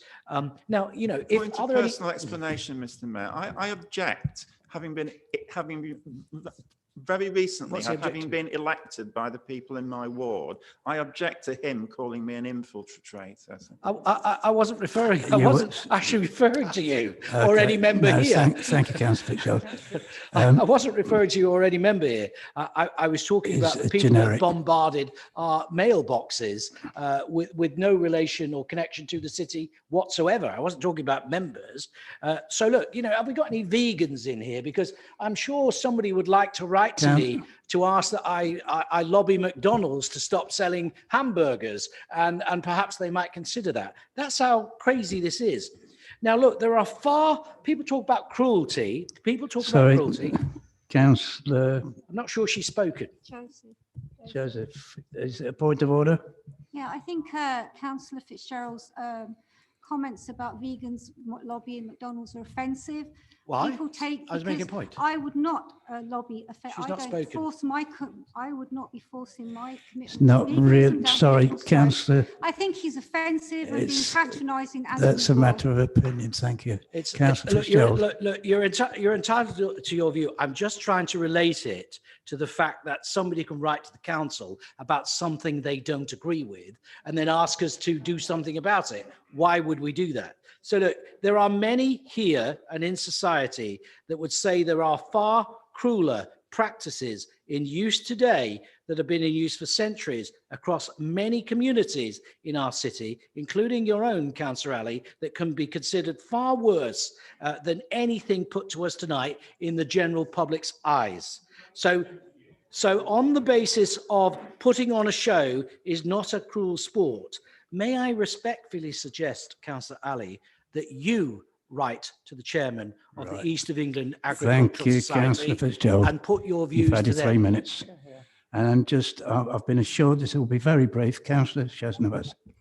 Thank you, Mr. Mayor, and I had no intention of speaking, but there's a few things that have been said, and I'll pick up on 3 because I promised you I'll be brief. Unfortunately, I totally disagree with Councillor Over's logic, if I may call it that, because it's totally flawed.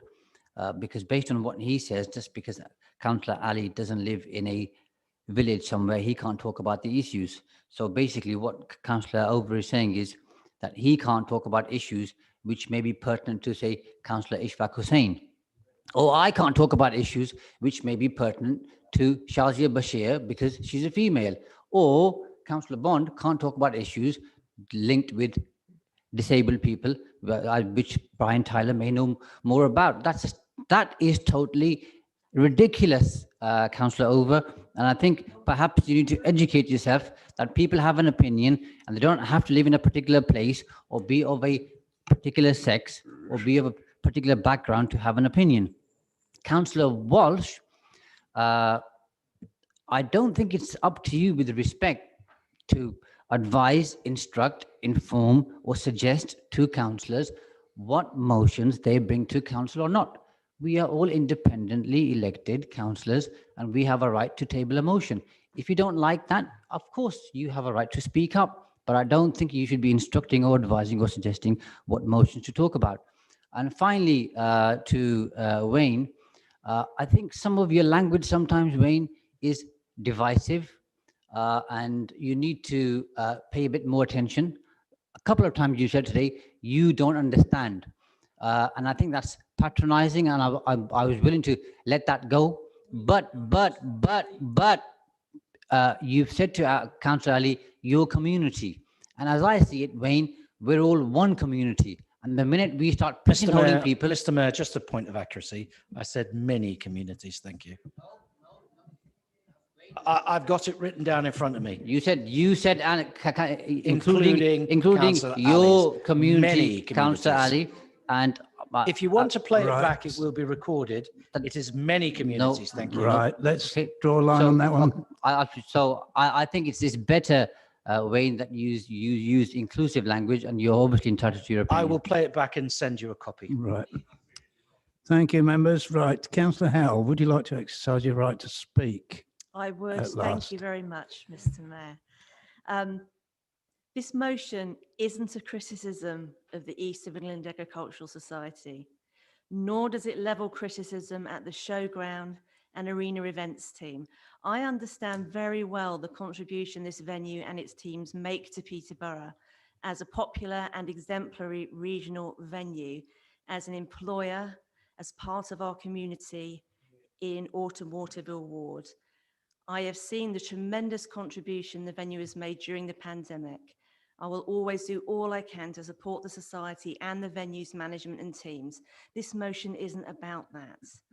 This motion is very specific. It is asking councillors to agree that the leader should send a letter to the East of England Agricultural Society, asking it to consider not hosting the one-day Festival of Hunting in the future. That is all. I spoke to the interim Chief Executive Officer of the East of England Agricultural Society in preparation for this motion. He furnished me with very useful background information on why the Festival of Hunting is held at the showground. It's a relationship that extends back over many decades. And yesterday in an interview with the Peterborough Telegraph, the chairman of the society reiterated the showground's long-standing connection with the event and said the society is proud to host it. Clearly, to some, that tradition is important. This is not in dispute. There have always been two sides in this debate, those who want to protect the tradition of hunting versus the growing numbers of people who feel that it is right that the activity is banned in this country and who find events that celebrate hunting unacceptable and out of keeping with the public mood. Fox hunting was banned in this country in 2005. So why in 2021 is Peterborough providing a home to an event that celebrates it? I understand absolutely that the East of England Showground and Arena must host large-scale events in order to remain financially viable. But does it need to continue to host this particular event? And what does it say about Peterborough if it does? Please support this motion and join us in saying that Peterborough should no longer be home to the Festival of Hunting. We may not have the power to stop this event from taking place in Peterborough. This may be down to the discretion of the East of England Agricultural Society, but we do have the power to ask the Society to reconsider. Thank you, Mr. Mayor. Thank you. Councillor Ali, would you like to sum up? Thank you very much, Mr. Mayor. I certainly couldn't do a better job than what Councillor Bond said, basically, and a number of other colleagues. But I have to say, I'm saddened by some of the comments that have been made in this chamber, which were quite divisive. And I hope that people will learn and would know better, because we have positions of responsibility. We're here to bring communities together, not divide them through our comments. It's a straightforward motion. It's as Councillor Howell has said, it's a request. It's not going to cost us a lot of money. That's ridiculous to suggest it's going to cost us time and money. But you know, I think people have said enough. We've got other motions as well. But like I said, I am saddened with some of the comments which were quite divisive, and I hope that people will reflect on those. Thank you. Thank you. Now going to move to the vote, if I can call them, Rachel. Thank you, Mr. Mayor. We're now voting on the motion from Councillor Ali in relation to the annual hunting festival. All those in favour, it's your green cards, please.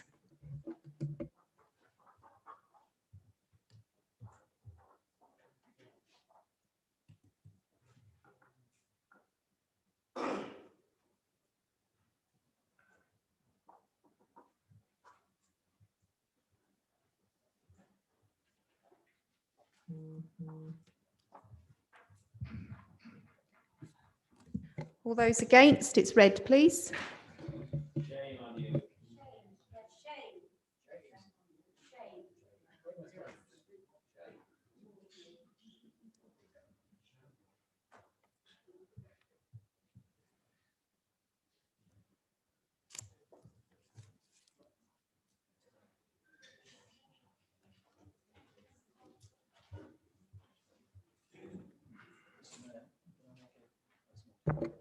Thank you.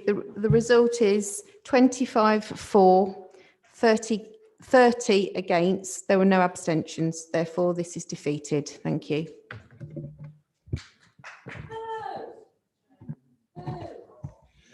Right, I've been asked by the leader to make a short comment. I'll hold him to that. It will be a short comment. What I find offensive, Mr. Mayor, is when people like Councillor Ali use a divisive card against people who have differing opinions and say our opinions are divisive. So please can we not engage in that kind of language? Point of order, Mr. Mayor. Councillor Murphy. Whatsoever. How on earth are you letting the leader speak when he hasn't raised a point of order? What on earth is going on? Have you lost all Councillor sensibility? Murphy. My point of order is, why have you let him speak? Councillor Murphy, why are you not listening to me? Can you please allow me to have the option of allowing somebody to speak in between motions? Thank you. I did want to draw a line under how it was going, but thank you. Right. Motion number 4 then from Councillor Seresti. It's in relation to Article 4 directive in Hampton. Councillor Sharp, I understand that you are moving this motion on behalf of Councillor Seresti. I would like to move an altered version of the motion, which can be found in the additional information pack. Members, if there is any objection to Councillor Sharp moving an altered version of the motion, please indicate so now. Councillor Murphy, you have a point? I have an objection. Doesn't the member have to be present to move the motion? Hasn't that been what's always happened? Motions have failed previously because members haven't been present. Now, we could change our constitution, and it may be an idea to do so because of the pandemic, but we've got a constitution. Shouldn't we stick with Right, it? I'll seek advice on that, please. Fiona. Councillor Sharp can move the motion on behalf of Councillor Stresti if he's not here. He's not here because he's ill. So that's what was been allowed on this occasion. Sorry, can you not hear me? Can you hear me? Yes.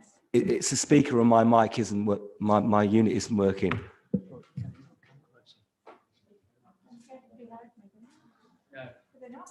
Sorry, I'll try that again. I'll move the mic closer. Councillor Stresti is ill, is not able to be here, so therefore Councillor Sharp is moving it on his behalf. That's something that we've done in the past. I don't see what the issue is with that. I understand that because of illness, it's a good Yes. thing to do. But in the past, you've ruled that motions can't be moved because people aren't here. I'm not aware of that, Councillor Murphy, but perhaps we can discuss that outside the meeting. But sorry, I wasn't personifying it to you. I meant the council.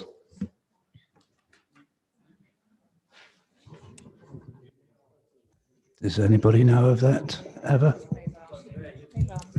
No, I think we'll move on then. So other than that, I don't think there's any objections to the altered motion. Yes, I'm going to request Councillor Sharp to move the motion, please. Thank you, Mr. Mayor. I'll crack on if that's okay. As I'm sure all members would agree, one of our principal focuses should always be the amenity and well-being of our ward residents. It is noted, however, that residents of some areas of a city have considerable concerns with the scale and spread of small houses of multiple occupancy, referred to as HMOs.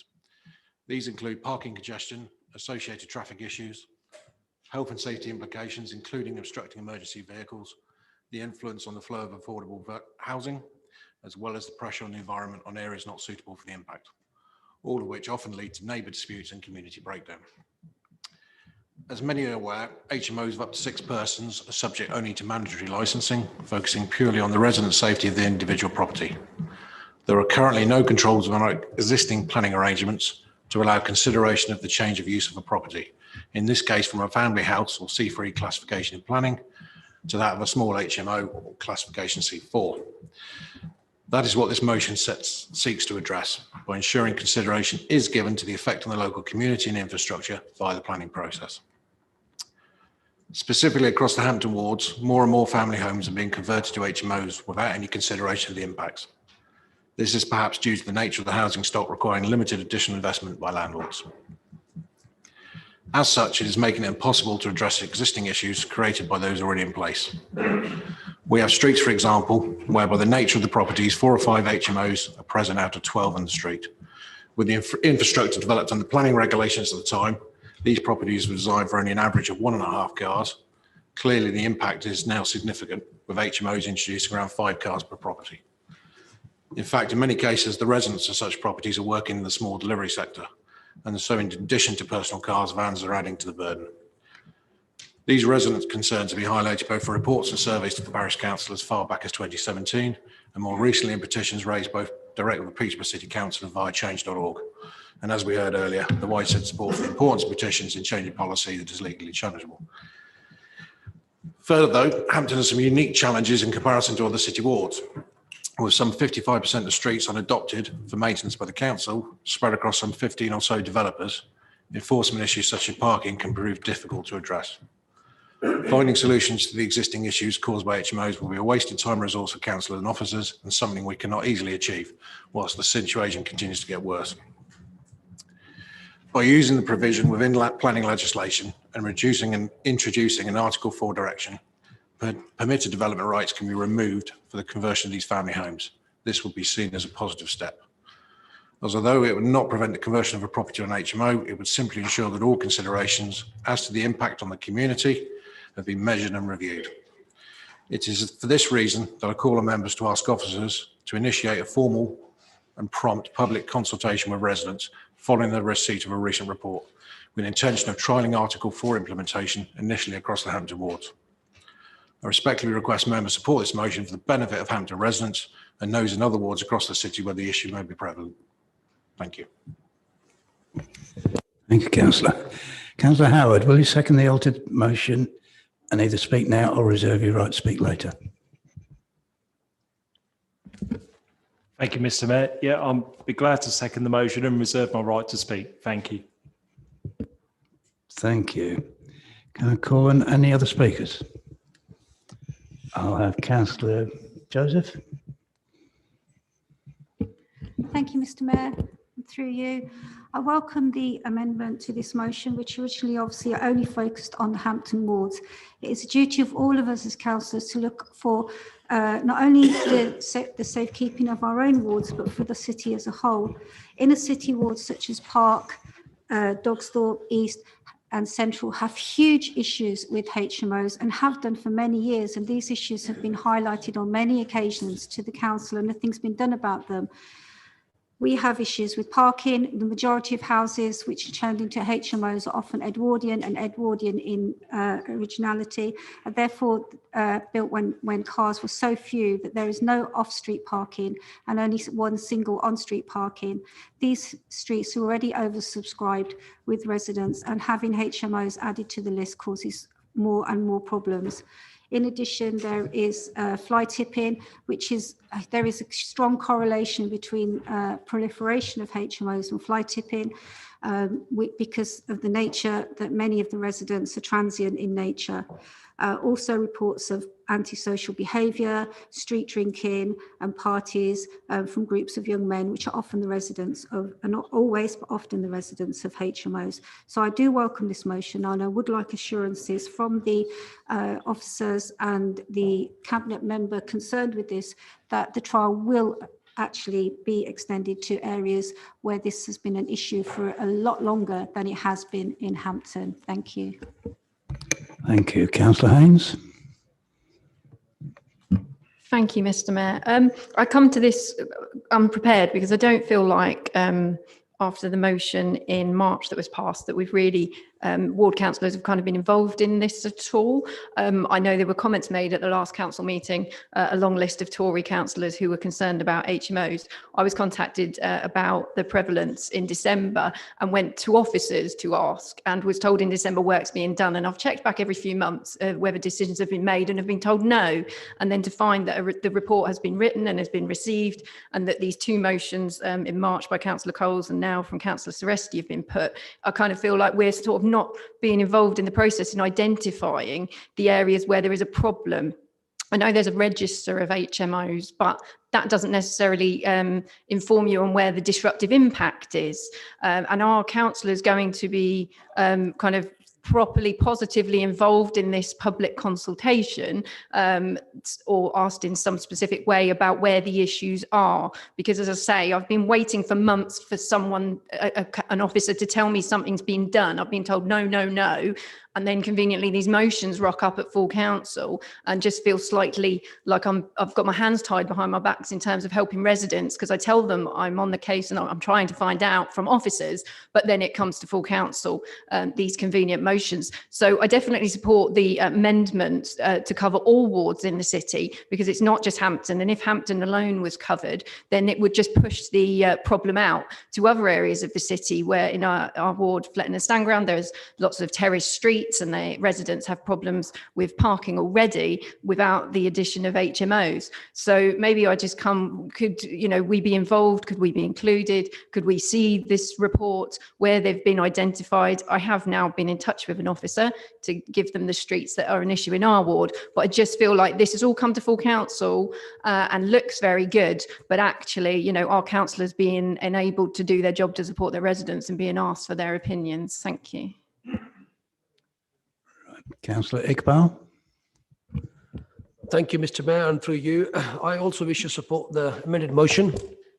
However, I have a reservation which I would like to raise with the hope that the mover of the motion, when he's going to be given the opportunity to sum up, will address it. For those members who may not be aware, an Article 4 direction is a direction under Article 4 of the General Permitted Development Order, which enable the Secretary of State or the local planning authority to withdraw specified permitted development rights across a defined area. With reference to Article 4 direction, the original motion defined area is only the Hamptons. It is noted that more and more family homes are being turned into HMOs, with residents raising concerns over increased parking, traffic, health and safety, and environmental impacts on the Hampton areas. It's also noted that the Hampton area was not designed or planned for this impact. However, it should also be noted and accepted that when considering HMOs in any part of the city, the residents are subjected to the same problems that the people of Hamptons are facing. Central Ward, the ward I represent, is already densely populated part of the city with existing traffic and parking issues, and I can state that as a result of HMOs in Central Ward, this has only compounded the existing problems of the area. I can therefore say that the impact faced in Central Ward is as such of an issue, if not more, than impact on the Hamptons. Therefore, would I not be correct in saying that the motion should be extended, as it is said, to include areas for the same reasons laid out in the motion and a formal public consultation be carried out? Thank you. Thank you. I'm going to let members know that I've got 5 more questions, people wishing to speak, and then we'll move on to the vote. Councillor Wiggins, please. Thank you, Mr. Mayor. I thank Councillor Seresti and Councillor Sharp and Councillor Howard, who are my colleagues in Hampton, for bringing this motion forward. Hampton Parish Council, with support from Councillor Seresti, agreed unanimously to apply for an Article 4 direction in July 2018, when I was chair of the Parish Council. We were told in November 2018 that this was progressing and had gone on to senior officers, and we're still waiting. Residents in Hampton are getting very frustrated. That's the reason for the petitions that Councillor Sharp mentioned. It's, as other people have said, there are a lot of issues in Hampton. This will not fix all of them, but I think it will help to bridge the divide between the power vacuum that exists in the it's not even a vacuum, it's just the power in the rental market, where landlords have too much power over tenants and local residents. I've been to this council with motions before about things like ending no-fault evictions, which rebalance the market, and this will help do the same. The selective licensing scheme that this council has introduced will also do the same. This isn't about saying, no, there should be no HMOs. This is about saying, give local people more control of their areas. And that's why I want this in Hampton, and I've been consistent on that throughout. The Parish Council has been agreed on that throughout. And I'm glad that Councillor Sharp has now been elected to the Parish Council to make that point as well. But also in other areas, we've heard from councillors about how important this is to their areas where they are not suitable for the levels of traffic that are developed. The other thing to note on this is that we're going to have a wonderful new university. Great, but where are all the students going to live? Where do students normally live when they're not in halls? In HMOs. So we need to get this under control before that becomes a problem. So the sooner we can get this done, the better. And the residents of Hampton are urging the council to get this done as soon as possible, please. So I will be supporting this motion. I thank Councillor Seresti and Councillor Sharp for bringing this forward, and Councillor Sharp very eloquently put forward the issues we have in Hampton. So yeah, please support this motion and get on with it as soon as possible, please. Thank you. Can I just beg from the remaining speakers, if you're generally in support, please keep your comments brief, and I'll then move to Councillor Hogg, please. Thank you, Mr. Mayor. So I'm really pleased that this motion has been altered by Councillor Seresti, because originally it was just concentrating on Hampton wards, and clearly we've already seen from other previous speakers that this is clearly an issue that's across the city, so I wasn't very keen on it in its original format. So I'm really pleased to see that now that it does identify that it's not just Hampton, it is other areas of the city. So the thing that perplexes me is really the things that have already been said about maybe other motions tonight. And that is, why is this motion coming before us anyway? We had a motion that identified that basically this in March of this year. And, you know, ultimately, rather than waiting for full council to bring this motion, that maybe Councillor Seresti could have used his influence with Cabinet to get things moving in the background so that you could come to a quicker result. Rather than, you know, ultimately, we could have changed this to, yes, this is already happening. Yes, this is already happening. Yes, this is already happening. So as far as I'm concerned, this motion is purely a sort of a party political, the start of the campaign for Councillor Seresti's re-election in Hampton, and it's not really putting anything forward because this is already in motion. I will be supporting it, however, because I'm not going to be completely petty about the fact that, you know, ultimately it is something that needs to be happening, and we need to put pressure on our officers to get this done, get it done. I think that's what you Tories like to say. Thank you, Councillor Chesnoes. Thank you, Mr. Mayor, and I took up more time on the previous motion, so I'll keep it short. And Councillor Hogg has covered most of what I wanted to say. But to start off with, I'll say I do have an extensive interest in property, but I don't own any HMOs, so that should be noted. I mean, it's this pot calling the kettle black, isn't it, Wayne? Where you talk about electioneering, posturing, politicizing, and then, you know, there's a clear attempt here to make Hampton the focus. And as Councillor Hogg has said, probably Councillor Cheresti is up for re-election, so he wants to pick up on a particular issue, which is fine, by the way. No issue with that whatsoever. But what I would like to see is that when the trial starts in Hampton, it's also started in other wards where HMOs are an issue and a challenge. Because I think, as has been mentioned earlier, and I think Councillor Hiller wants to speak as well, and I'm sure he'll agree with me that regulation and controls are a good thing, especially when there are particular issues which are important to certain areas within the city. I don't want this to be a missed opportunity where we start with Hampton and then where other wards are suffering the same fate. Because we've said in the past, don't bring questions or motions to full council which are ward specific. So I can see you, Wayne, pointing here saying, and other wards, and that's fine, but you should have probably just taken out Hampton in the first place and then said across areas in Peterborough where HMOs are an issue. So I see what you've done, but there was no need to have Hampton in the first place. But I'll leave it there, Mr. Mayor, because I know we have one further motion to debate. Yeah, thank you quite. And Councillor Fitzgerald. Bizarrely, you're so far from the truth, it's ridiculous. And I'll tell you why.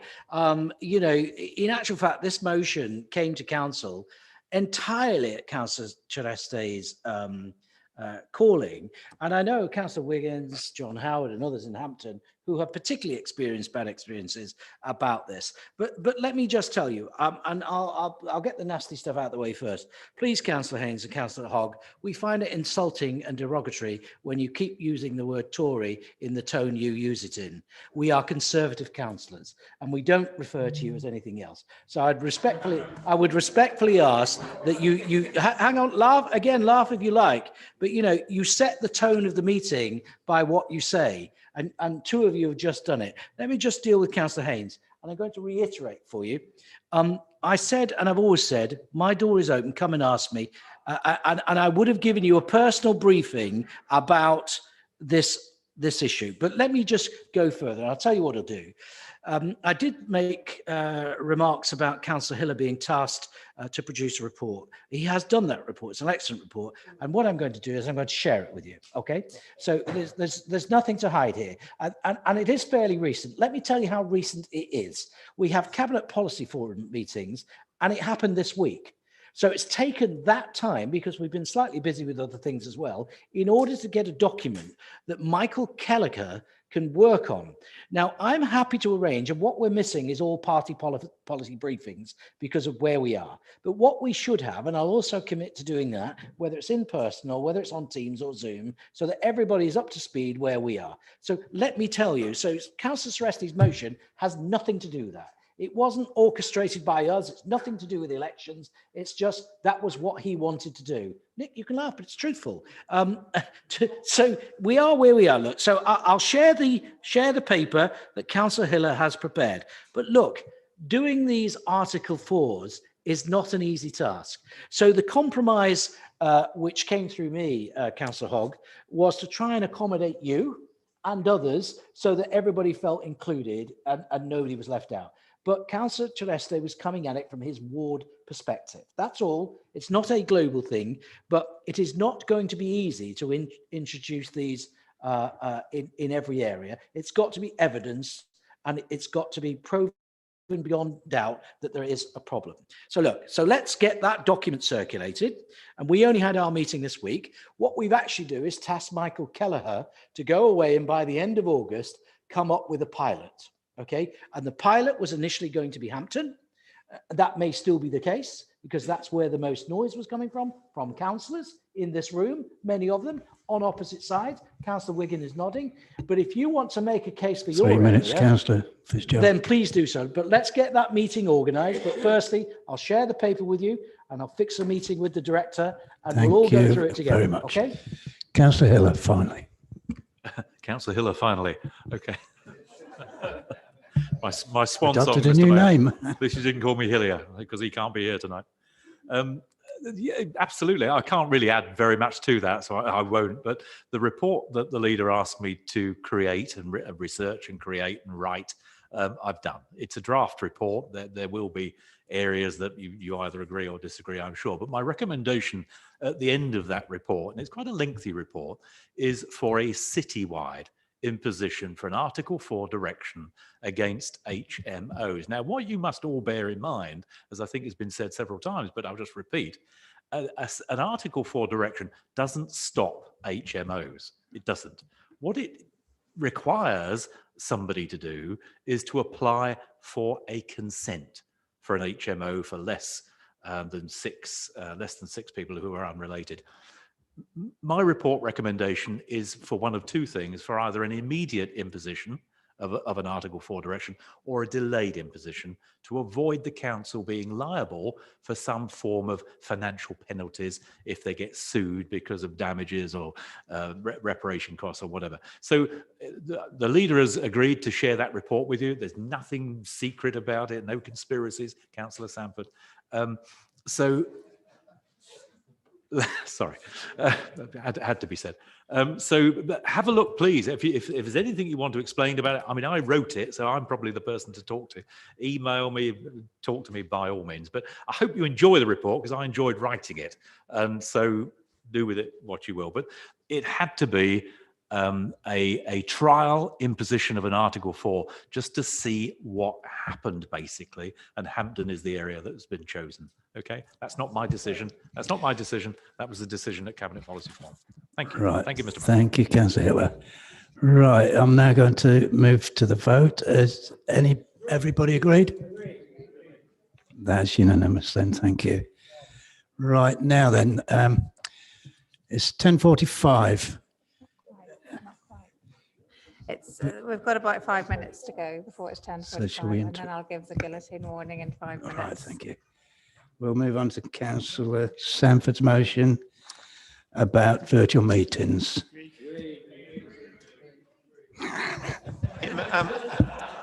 Apologies, Mr. Mayor. I'm going to get into trouble with the leader of the council if I don't say that he's actually asked me to move a slightly altered version of the motion. It's just changing a few words at the end, rather than as writing to the local MPs. He's actually asked if we can write to the Secretary of State for Local Government and the Chairman of the Local Government Association. I'm not really concerned who we write to, as long as we actually get some action on this. So I would like to move the motion in the revised form if council is prepared to give its consent for that. Yep. I just need to ask for a seconder to the motion as amended. As Councillor Wigan, is it? Yes, thank you, Mr. Mayor. I happy to second this motion and waive all rights to speak. Thank you. Is that all agreed? Yep. Thank you. Well, you're not going to hear anything more from me then. It's the end of the meeting. Thank you very much.